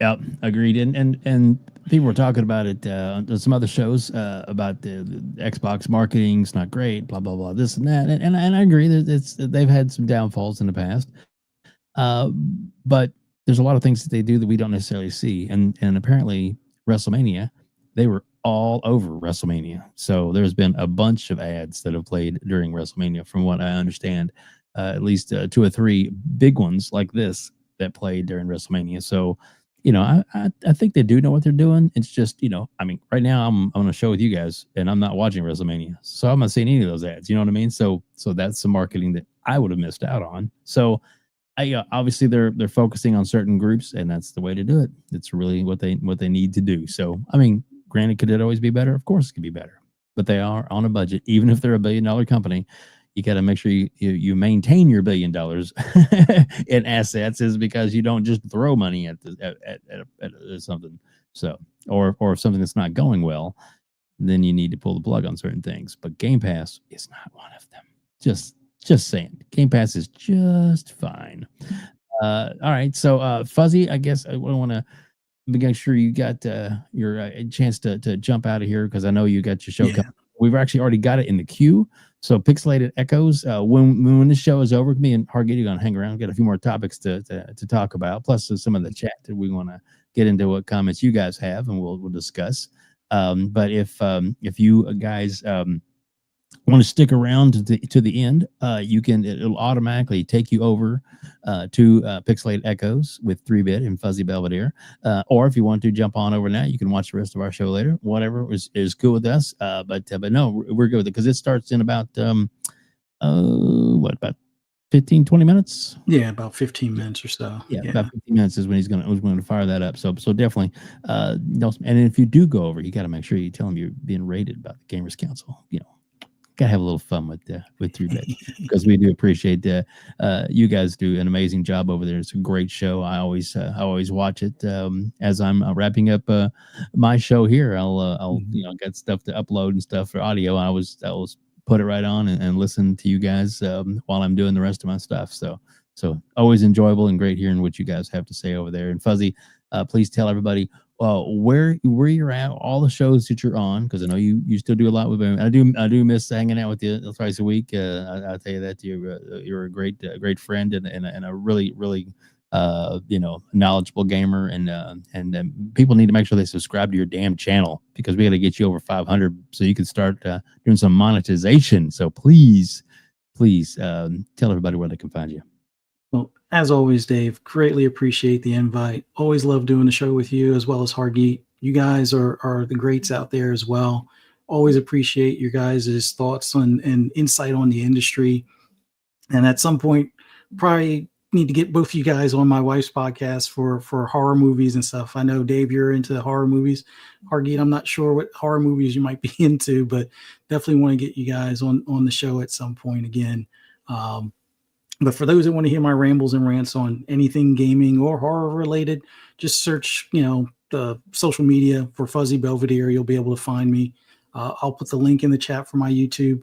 I haven't gotten as many videos on there as I would like, but with Forza Horizon 5 coming to PlayStation, I have a feeling like I'm going to have some more stuff to talk about and see how the PlayStation Nation feels after they have one of the greatest arcade racers on their platform, how they will stop using the slander that they used to on Forza's name. So we'll see more content on that stuff. But thank you guys so much. Greatly appreciate you having me on. Everybody in the chat, you guys are awesome. And I say stick around for the end of this show, then automatically come over to ours. We'll keep the conversation going. But love what you guys do in this gaming content space. Always appreciate the invite. Thanks again. Thank you, Fuzzy. I really appreciate you being here, sir. Have a great night, and please tell 3-Bit we said hello, and we look forward to his coming back when Fable drops. I will harass him until he comes on. I'm just kidding, but no, we'll catch up with you guys a little later. Thank you, Fuzzy. Appreciate you. All right. Thank you again. Later. All right.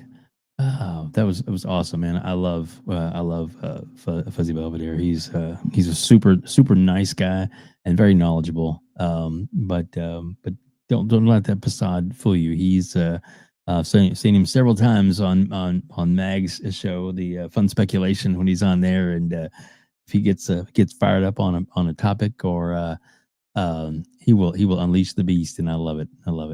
So yeah, he's so there's the link to Fuzzy's channel. It's also in the description of this video as well, and will also be on the description of the audio if you go and listen to that later. But we're not done yet. Me and Hargee, we got a little more time, right, Hargee? You're good for a little longer.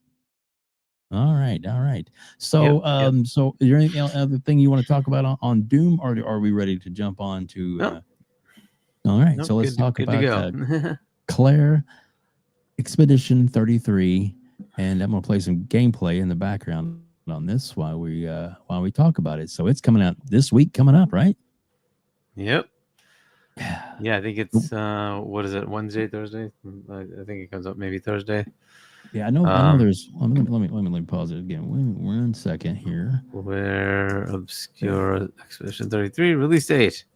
Yeah, there's the 24th, Thursday. Yeah. So yeah. You go ahead. I'm gonna pull up the time drop they put on their site while you're talking about it. So. Yeah, I mean, so far it seems to be getting some good preview type noise, and hopefully the reviews will be good. I don't know when the embargo is. Let me see if I can find that. Clear Obscure Expedition 33 review embargo. Let's see if something comes up for that.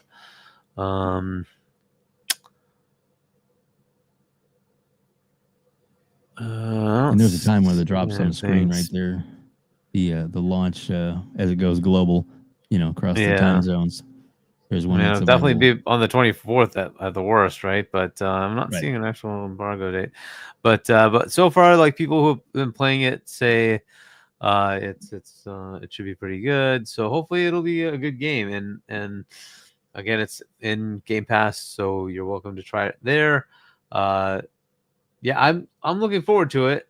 It looks kind of neat as far as what they're doing with it. So hopefully it'll be a fun story, fun game. If the gameplay mechanic is good, right, that'll be good to see. But yeah, we'll see what they do with it. It's another great day and date Game Pass game. Hopefully, right? But and another major game in April.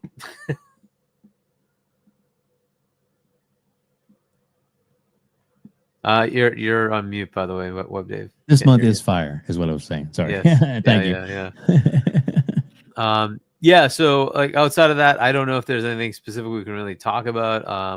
I have not been able to review it, so I have no idea. So, right.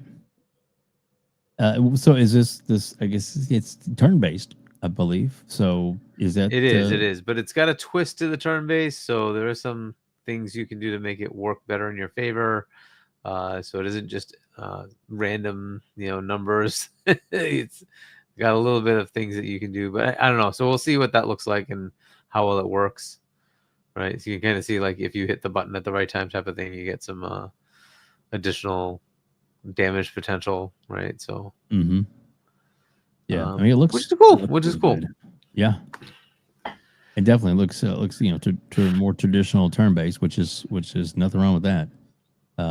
And graphically, it looks really good. And from what I understand, the story is really good. They've already talked about possibility of either a TV series or a movie based off this story already. You heard about that? Okay. Yeah, I hadn't heard about that, but okay, cool. Yeah, so if that's already in the, I guess, in the early negotiations because of the I guess the successful story. I mean, it's all entertainment these days. You know what I mean? Whether it's games, movies, books, music, it all crosses over to each other at some point somehow, which I love. So pretty exciting stuff, I think. But yeah, I think it looks fantastic. So anybody in the chat, anything you want us to bring up or touch on? We just about got to all of our topics, I think, pretty much. But And I apologize if I somebody said I was being a little short sighted earlier. I just I see a lot of people slamming on Game Pass for no fucking reason at all. So like, if you don't like it, it's not for you. Cool, but to just say that it's worthless and pointless, you clearly haven't used it or don't understand what it's about or whatever, or you're a pure pony. But that's fine. That's fine too. So so yeah, maybe a little jealousy. Yeah, the only there. other one, well, at least one that we haven't talked about. There's more unannounced games coming this year for Xbox. Yes, and then that's a good one. Bungie wants Marathon to be a social extraction experience, but the game doesn't have proximity chat. Isn't that weird? Yeah, which I mean, I don't know if that's really much of a topic. That is kind of an oddity, but whatever. There's probably some odd thing with I think they do it in Call of Duty, right? And it's across all platforms and everything. So I don't know. That's just so I'm not sure what's going on there. Maybe they just haven't like gotten time to program it in or something. But they do kind of need to fix that. Marathon is going to be an interesting experiment here. We'll see what happens with that. But right as they're putting that out, like they also are saying, hey, by the way, Destiny 2 isn't dead, and here's the expansion, and don't worry. It's like, okay, yeah, I don't know how much confidence they have in this thing. Yeah, it's there's already people writing it off as the next Concord and stuff, and I hope it isn't. I mean, like, I don't want to see either. Bungie have a massive L like that, but we will see. Like, they have been able to do good things, so we'll see what they pull off here. Maybe it works, right? Well, yeah. I'll be cautiously optimistic with it. I'm not sure. But, good luck to them. I have no interest in it, unfortunately. I may be wrong on this, but I believe that when Destiny first came out, it wasn't extremely well received until they made some changes, some tweaks, and jumped back in and did a few things on it, and then it really started picking up, and then it became a big powerhouse, that it was for quite a while. So I believe that's the kind of the way it started, and maybe this will have the same kind of slow start. I mean, it's only 3 maps. That's weird, but. Yeah, maybe they're big maps. Maybe you don't really need more than that for a start. I don't know. I think people will get bored of it pretty fast. I mean, you'll want to have more maps, but the because it's all multiplayer, right? So the headache you run into with this versus Destiny was that Destiny at least had a campaign, had a co-op campaign, and then had multiple PvE modes plus PvP, and so that raid became like the big thing that people did. So if that's not there, it's I don't know if the appeal will be there. That's kind of the problem, right? So I don't know. I'm not sure how that's going to work out. But again, they must have done some research. There's not that many big extraction shooters that like work. Tarkov is like the one that just comes to mind, but like beyond that, is there really another big one? So maybe they have room to make this work. We'll see, right? But I don't know. I hope it doesn't fail because I don't want Bungie to have an L. But it very well could, because it's just it really needed to have a story mode to make it worth it for me to want to play it, and they don't have it. So like, I don't know. It just doesn't feel like Bungie of old, right? Like the Bungie that I remember is just Halo. That's it, right? The Destiny stuff. Destiny 1 was very disappointing. Destiny 2 was okay. It wasn't bad. It was at least a good step in the right direction. And then, the multiplayer stuff, I just don't care. I've tried the raids. I don't care. It's not for me. So kill the music. Yeah. Sorry. So, and look, the art style, some people complain about it. Some people love it. Like, okay, that's fair. Ultimately, it's just, is it fun to play? And we'll see what that turns out to be, right? And it's still Bungie's awesome gameplay, right? So if the shooting mechanics are awesome and it's really fast paced, it looks like maybe it'll be fun, right? We'll see. I don't know. I hope it's not another Concord. I really do. But like the beta starts this coming week, I think, right? The alpha, beta, whatever the heck they're going to be doing, is starting this coming week, I think. So we'll see. We'll see what the numbers are, like how many people like it, how many people don't, right? What we'll get out of it, and hopefully it'll go somewhere. Did you see that comment that Paul put up? marathon genre fatigue. Yeah. The extraction shooter thing. Yeah, I mean, I don't know. Like, I don't know. I'll wait. I don't want to pronounce judgment yet. Yeah, that's and then Yeah. the Meet the Cheater says that extraction WEBDAVE, shooters yeah, usually have Go fewer ahead. but bigger maps. Yeah, and that's Yeah. that's possibly fair too, right? But at some point you're gonna want more, right? And let's hope they have content ready to go, and they'll be like putting that out. That'll be like a few weeks or a month or something like that, right? So we'll see what they do. Yeah. Yep. I agree. Well, gosh, we still have over 200 people hanging out and watching us. So it's pretty good. It's pretty good. Anything else you want to touch on, buddy? Or you want The other topic we had was the more unannounced games coming this year. Yes, yeah, that's a good one to talk about. So, Which- what are your thoughts on what some of those might be? Any idea? Because that came out from the interview, right? Yeah, so I mean, certainly the obvious one, Call of Duty, right? We know that's coming, right? And that's unannounced, technically, but that is coming. And then we have this one, like Oblivion, we just talked about, right? Oblivion is coming, potentially. I mean, it's pretty close to confirmed, but it's not confirmed, right? We don't have an You're official statement. So, and then there's the Fallout 3 thing. That's a viable thing. Would there be anything else that's a partner game that we might hear about? That's an option. I don't know, right? So we already have a pretty heavy slate of games coming up. What else do they need to slot in? The other one that comes to mind is this Gears of War, Marcus Phoenix collection, right? Before E-Day comes out. We've heard heavy rumors of this for a long time, right? It started with Special Nick. He kind of put this out there like years ago, and it's been kind of culminating that it might be coming out soon, right? Whether it's this year or next year, right? That could be one that could come out this year, and that has not been announced.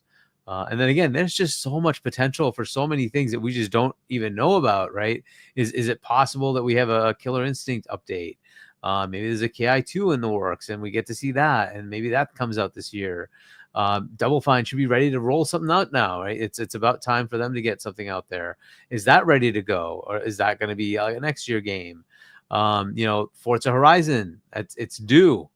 Could it be Forza Horizon 6 is ready to go and we get that this fall? Again, there's just so much potential that who knows what it is, given all their studios. There's still other projects that were in the works in Bethesda that we don't know about, right? So that's also a potential. Something there could be coming. There's also Activision, right? That we heard rumors that the main studios for Call of Duty were all working on different projects as well on the side. Are they ready to roll something out, right? So there's just so much potential, right? We just don't know, right? So we'll see, but it could be any one of those. I don't know. It really is just one or two of those would be awesome. But I guess how much do they keep putting out in that short window that we have left? Right. That's really the question. And so we'll see. I'm hoping they have something from like somebody like Double Fine. A remaster can be put out anytime, so it doesn't matter. Double Fine, if you put something out in like August, great. Like that's a good time to put something out then, right? So hopefully they'll have something cool. So again, we have so much potential here. They have so many studios. Obsidian's putting out 2 games this year. That's just crazy.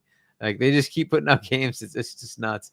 But yeah, so that those are my thoughts so far. Again, it could be a partner game with some third-party publisher and developer. We don't even know, right? So, but yeah, there's plenty of potential there. I don't know. What do you think? Yeah, I'm with you. I really think that probably one of the things that he was hitting at the most will be this quote unquote Oblivion secret. That's definitely something that he could have been hinting at with that because it's not officially released, it's not officially announced. But is there other big things? Like you said, the Gears thing. There's so many people that talk about that. Plus, Special Nick is he's gonna die on that hill. No matter when it finally does come out, and love Special Nick, he's awesome. So when it does finally get announced, he'll finally get vindicated once it's official. So that'll be cool. We do have a member chat there from Day Rizzy. Yep, Dayreezy, member for 10 months. Twisted Metal, Last of Us Factions, Spider-Man multiplayer games got canceled, and many more. Wasted money on Concord. All for what? Marathon? Bungie is a supervillain. Oh shit! Yikes! Yeah. Yeah, some people look at it that way. You know, where is Factions? Oh, they got canceled because somebody says it wasn't ready, but maybe it wasn't. Maybe it wasn't ready. I don't know. I don't know. But look at the lineup. Colt Eastwood put this up on. I'm just sharing it, but let's see. Make it even bigger. There you go. So yeah, there's a lot coming to Game Pass and soon. Some of the stuff is already out, but like just a thought of, you know, and it still wakes it deep. It was out of Game Pass for a while, and now it's coming back because it was so successful. They wanted to go right back in. So that's what they did. That's kind of the power. And even, you know, Grand Theft Auto worked it out. You know, had it in there for a while, pulled it out, and then, you know, got the new one coming up, which is not going to be in Game Pass. But, you know, they know what they're doing. Let's unless there's a major announcement that Take-Two has been acquired by Xbox.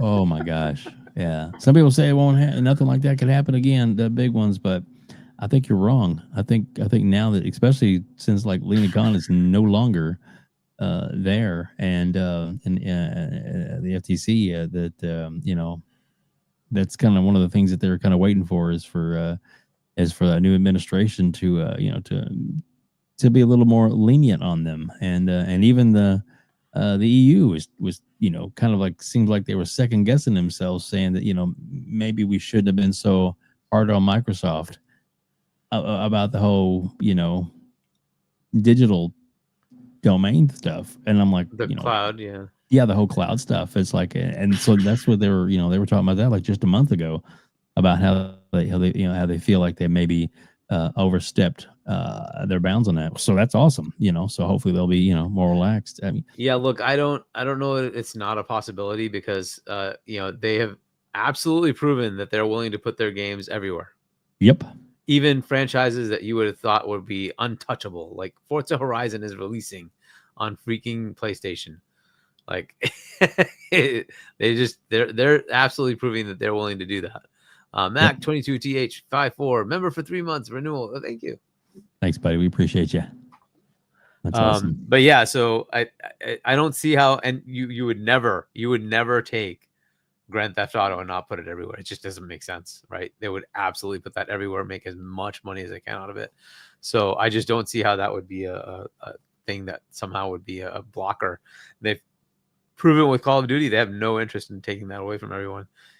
In fact, they're looking to expand its reach. So, you know, I just think that would be a play of, it's going to be in Game Pass, but we want the money. That's it. We just want to, you know, the money printing machine. Big B money. It will be a dream come true if Xbox gets GTA 6 in Game Pass this year. Yeah. But the only way that's ever going to happen is it's going to have to be like, you know, they buy it, because the asking price to put it in Game Pass would be something like $3 or $4 billion. And at that point, you might as well, that's like a down payment. We're just buying you, because there's no point. You might as well just buy the damn company at that point, right? That's a lot of money to spend. Be nice watching that Doom trailer on my big ass TV, man. Can't wait. Yeah. Sappho, they could buy 2 months of it on Game Pass. Well, maybe. And the thing is, they've done this with other things. Maybe they'll to I guess entice people to be, you know, I guess to get the Xbox as a console choice, because first of all, Grand Theft Auto is coming to consoles only at first, like for the first year. It's not coming to PC right away. So, and the people that got the FOMO and got to have it, you know, what's the least expensive way to get into it is going to be Series X, Series S, Series S, Series S, you know, $300. for a new one. Used ones are even less. So that's a possibility that they might that people might jump on that. And what could Microsoft do? Well, Microsoft could do the thing with the money that they have in game money and currency and stuff to buy different things. They could it could be a perk 1 month in Game Pass or two. Here's like 500 whatever in game credits or whatever. And they've done that kind of before with other different franchises that are not necessarily not even in Game Pass, but they actually have done tie-ins with other games through Game Pass. Like you may own this and it's not in our service, but hey, here's another benefit to it, right? Yeah. And look, as far as another thing that somebody brought up is the marketing rights. Yeah, I hope they don't do the stupid thing of like, this person has the marketing rights. I think they should just have everybody should have the marketing rights. It's too big of a franchise to lock down that kind of thing. So if Nintendo wants to market it, if Xbox wants to market it, if PlayStation wants to market it, they should all just do it. And like, I think it's just one of those franchises that we shouldn't really see this platform locks the marketing for Grand Theft Auto. It needs to go everywhere. So I'm not sure if that's a good idea for them to lock it down. Meet the Cheater. So. He had it right there. Is the a shark card? I couldn't think of what it was called. So yeah, so a 500K shark card. That'd be cool. I mean that's one of the reasons why it's still 5 is still in the top 10 to this day is because they include like a $19 purchase of the game includes a huge chunk of the shark card. And it's like people are like, oh, it's cheaper to just buy the whole game again instead of buying a shark card by itself. Wonder why they did that. Yeah, exactly. Add them numbers. Hey, let's take Astrobot and throw it in as a giveaway game and say it's the biggest game release of all time. Right. Yeah. So it's all in the marketing. Yeah. I mean, come on. We know what to do. But that's all right. Yep. Well, that's it. Yeah, those are all the topics, right? Yeah, we definitely hit them all up. And Hargeet, I appreciate you being here so much every week. I feel blessed to have you as a co-host, dude. You're an awesome dude. Please tell everybody. You're welcome. Please tell everybody where they can reach out to you, where they can get a hold of you on Discord, and also where they can find your book and everything else that you got going on. Yeah, so I've been putting up more videos. I finally hit 1,000 subscribers. Congratulations. So I'm now monetized. Yay. Yes. I made a whole 70 cents. Yay. Well, I'm going to give you a super chat. You watch. But anyway, so subscribe to my channel if you want, Hargeet Chani 1 on YouTube.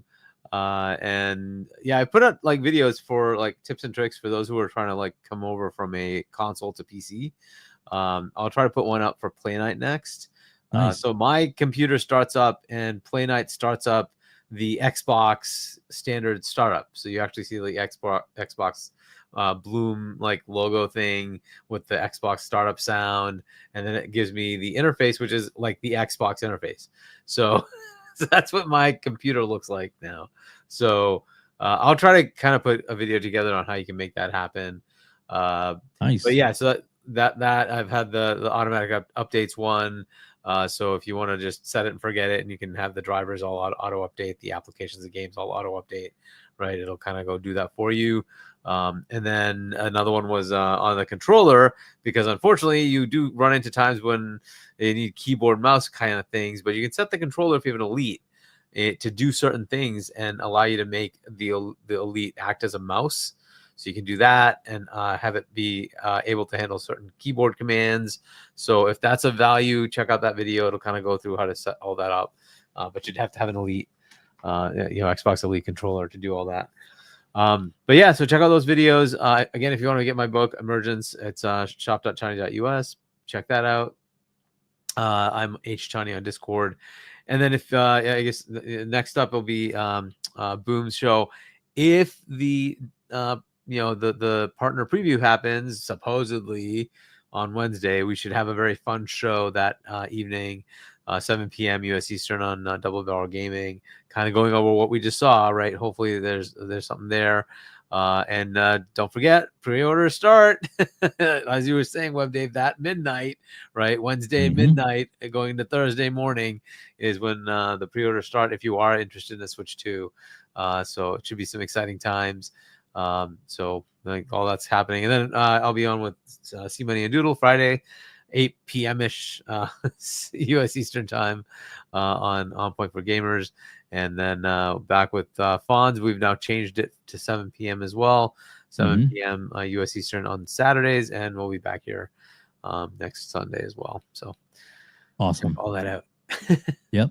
And we will definitely have to see about getting Fonz on. He was going to try and get on the. I wasn't thinking about it being Easter, but he definitely said he would to try and jump on. So maybe next week we'll get him, or soon after we'll try and get him. And I'd love to have C Money and Doodle both back on again.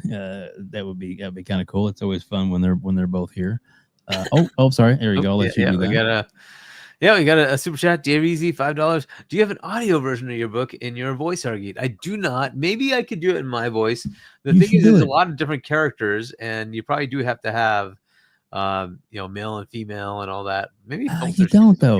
You really don't. But I'm telling you, I guess I could just read it. I've seen a lot of people that read it. That just read it like they'll just read it in their voice, and that's and you'll read it just like it is. And then there's some people that they try and do a voice or a female voice when they do it, that kind of thing, or throwing accents and stuff. But you don't have to.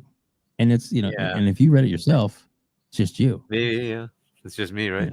You could package your book with a strand of your beard and a bottle for extra LOL. That'd be an interesting one, wouldn't it? That's funny. You know what you could do, especially since you now are monetized, you could have it to where, like, if you become a certain tier member on your channel, it's like to become a membership, say, I don't know, like a $20 tier membership, then it includes a video of you, the audio version of you reading it, of your book. And you could have it. I could also just do a stream of me reading the first chapter or two, right? Heck yeah. Or you could break it down into chapters. I'll take a look at maybe doing something like that. Or maybe you could partner up with, the ASMR queen herself, Epic Treasure, and see if she'll read it for you. And then, who knows? You may have Bram Stoker show up and make comments in your chat. I saw it coming. I saw it. I saw that. I see how you are, Rizzy. I see how you treat me. Yes. Yep. Never gonna live that down, Hargeet. I'm never gonna live it down. Nope. But that's okay. That's all right. Oh shoot. I did want to throw that back up there. Doom the Dark Ages, the controller and stuff. It's available now on the Xbox.com. I think the advanced controller is not available as of right now, but this game. And Hargeet, so you still have your wrap handy where you can hold it up? Yeah, I do. Let me I'll go solo layout's a big so I have the let's see, open it up. So this is the inside version. Oh, if it's gonna take, hopefully it does it actually come up? I guess it needs to see me too. Okay, there we go. Yeah. So there we go. That's the inside version. All right, and then we have the outside version. So wicked. Yeah.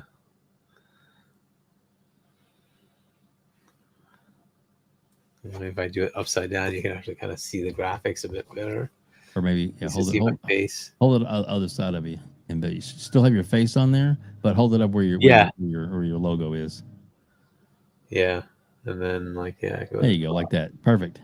Yeah, there you go. Good idea. Looks really good. I love the colors look really bright and pretty cool, right? It's pretty cool. Heck yeah. Yeah, and then I bought the Elite, so I'll have that coming in soon. Whenever they ship that. So. Yep.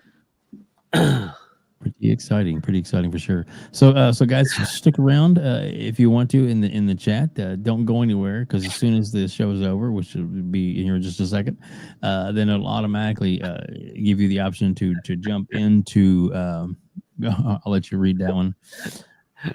Mr. Bram Stoker, aka FarQ. I know someone that can help you out. I'll give her a call.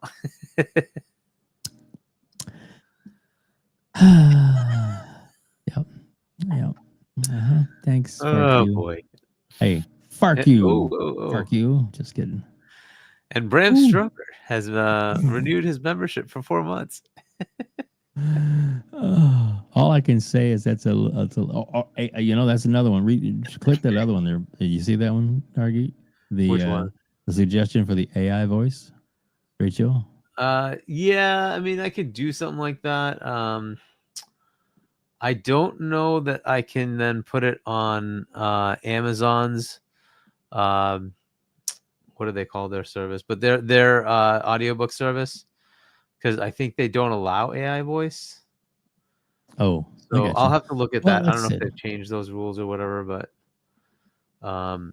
yeah, I mean, if the book had sold enough that it would be worth it, I'd have just paid to have like actual actors do it. But yeah, but you don't I can need do to, it myself. Exactly, do it yourself, dude. Just do I'll it tell you, myself. if you sold it, I would buy audio for sure because I'm big into audiobooks. I'm telling you, there's a lot of people out there that are, and it's more convenient. You know, I can't tell you how many audiobooks I've listened. You know, Ready Player One, I've listened to like 15 times. Nice. End to end, and I love it because it's strictly, I mean, it's not because I'm a big Will Wheaton fan or anything like that, but he does a really good job of just of reading the story, and it's just, especially when you're on the go and working, I don't have time to sit down and read a book anymore. I just don't. So it makes it a lot easier for me to do that. But yeah, but if you get a chance, you guys can copy and paste that if you go to Pixelated Echoes, let them know they've been rated by the Gamers Council. Yeah, there we go. So thanks again to everybody for joining us. And if you get a chance, last thing I'd ask that you do is to hit the like button because it really does mean a lot. And or as Dirt would say, if you like this video, please hit the like button. Yeah, shout out to Dirt Greedy and TTS and We Bleed Green shows that he does. Fantastic. Him and Shaun both amazing. And but if you get a chance, hit the subscribe button. We're up to we're on the way to 4K on subscribers. That's our goal by the end of the year is to try and get to 4K on subscriptions of actually people that not subscriptions, but people that subscribe to the channel. And remember, subscribing to the channel doesn't cost you anything. That's a free to do. So kind of like that. So doesn't free's good. Free is always good, right, Hargeet? We like free, especially like I said, exactly free 50. But yeah, so and again, thanks to everybody who joined us tonight. Thanks for Fuzzy Belvedere for joining us earlier. We really appreciate him joining on and dropping his bars, as it were. So love having him on there. And Hargeet, with that, thank you so much for joining us. And next week we'll be back and we'll be here. It won't be Easter. We should be easier to get some more guests on. So we will. I'll start working on it sooner than I did this week. So yeah, it's one of those things, man. You try and it just happens. So anyway, but thanks to everybody for joining us here on the Gamers Council.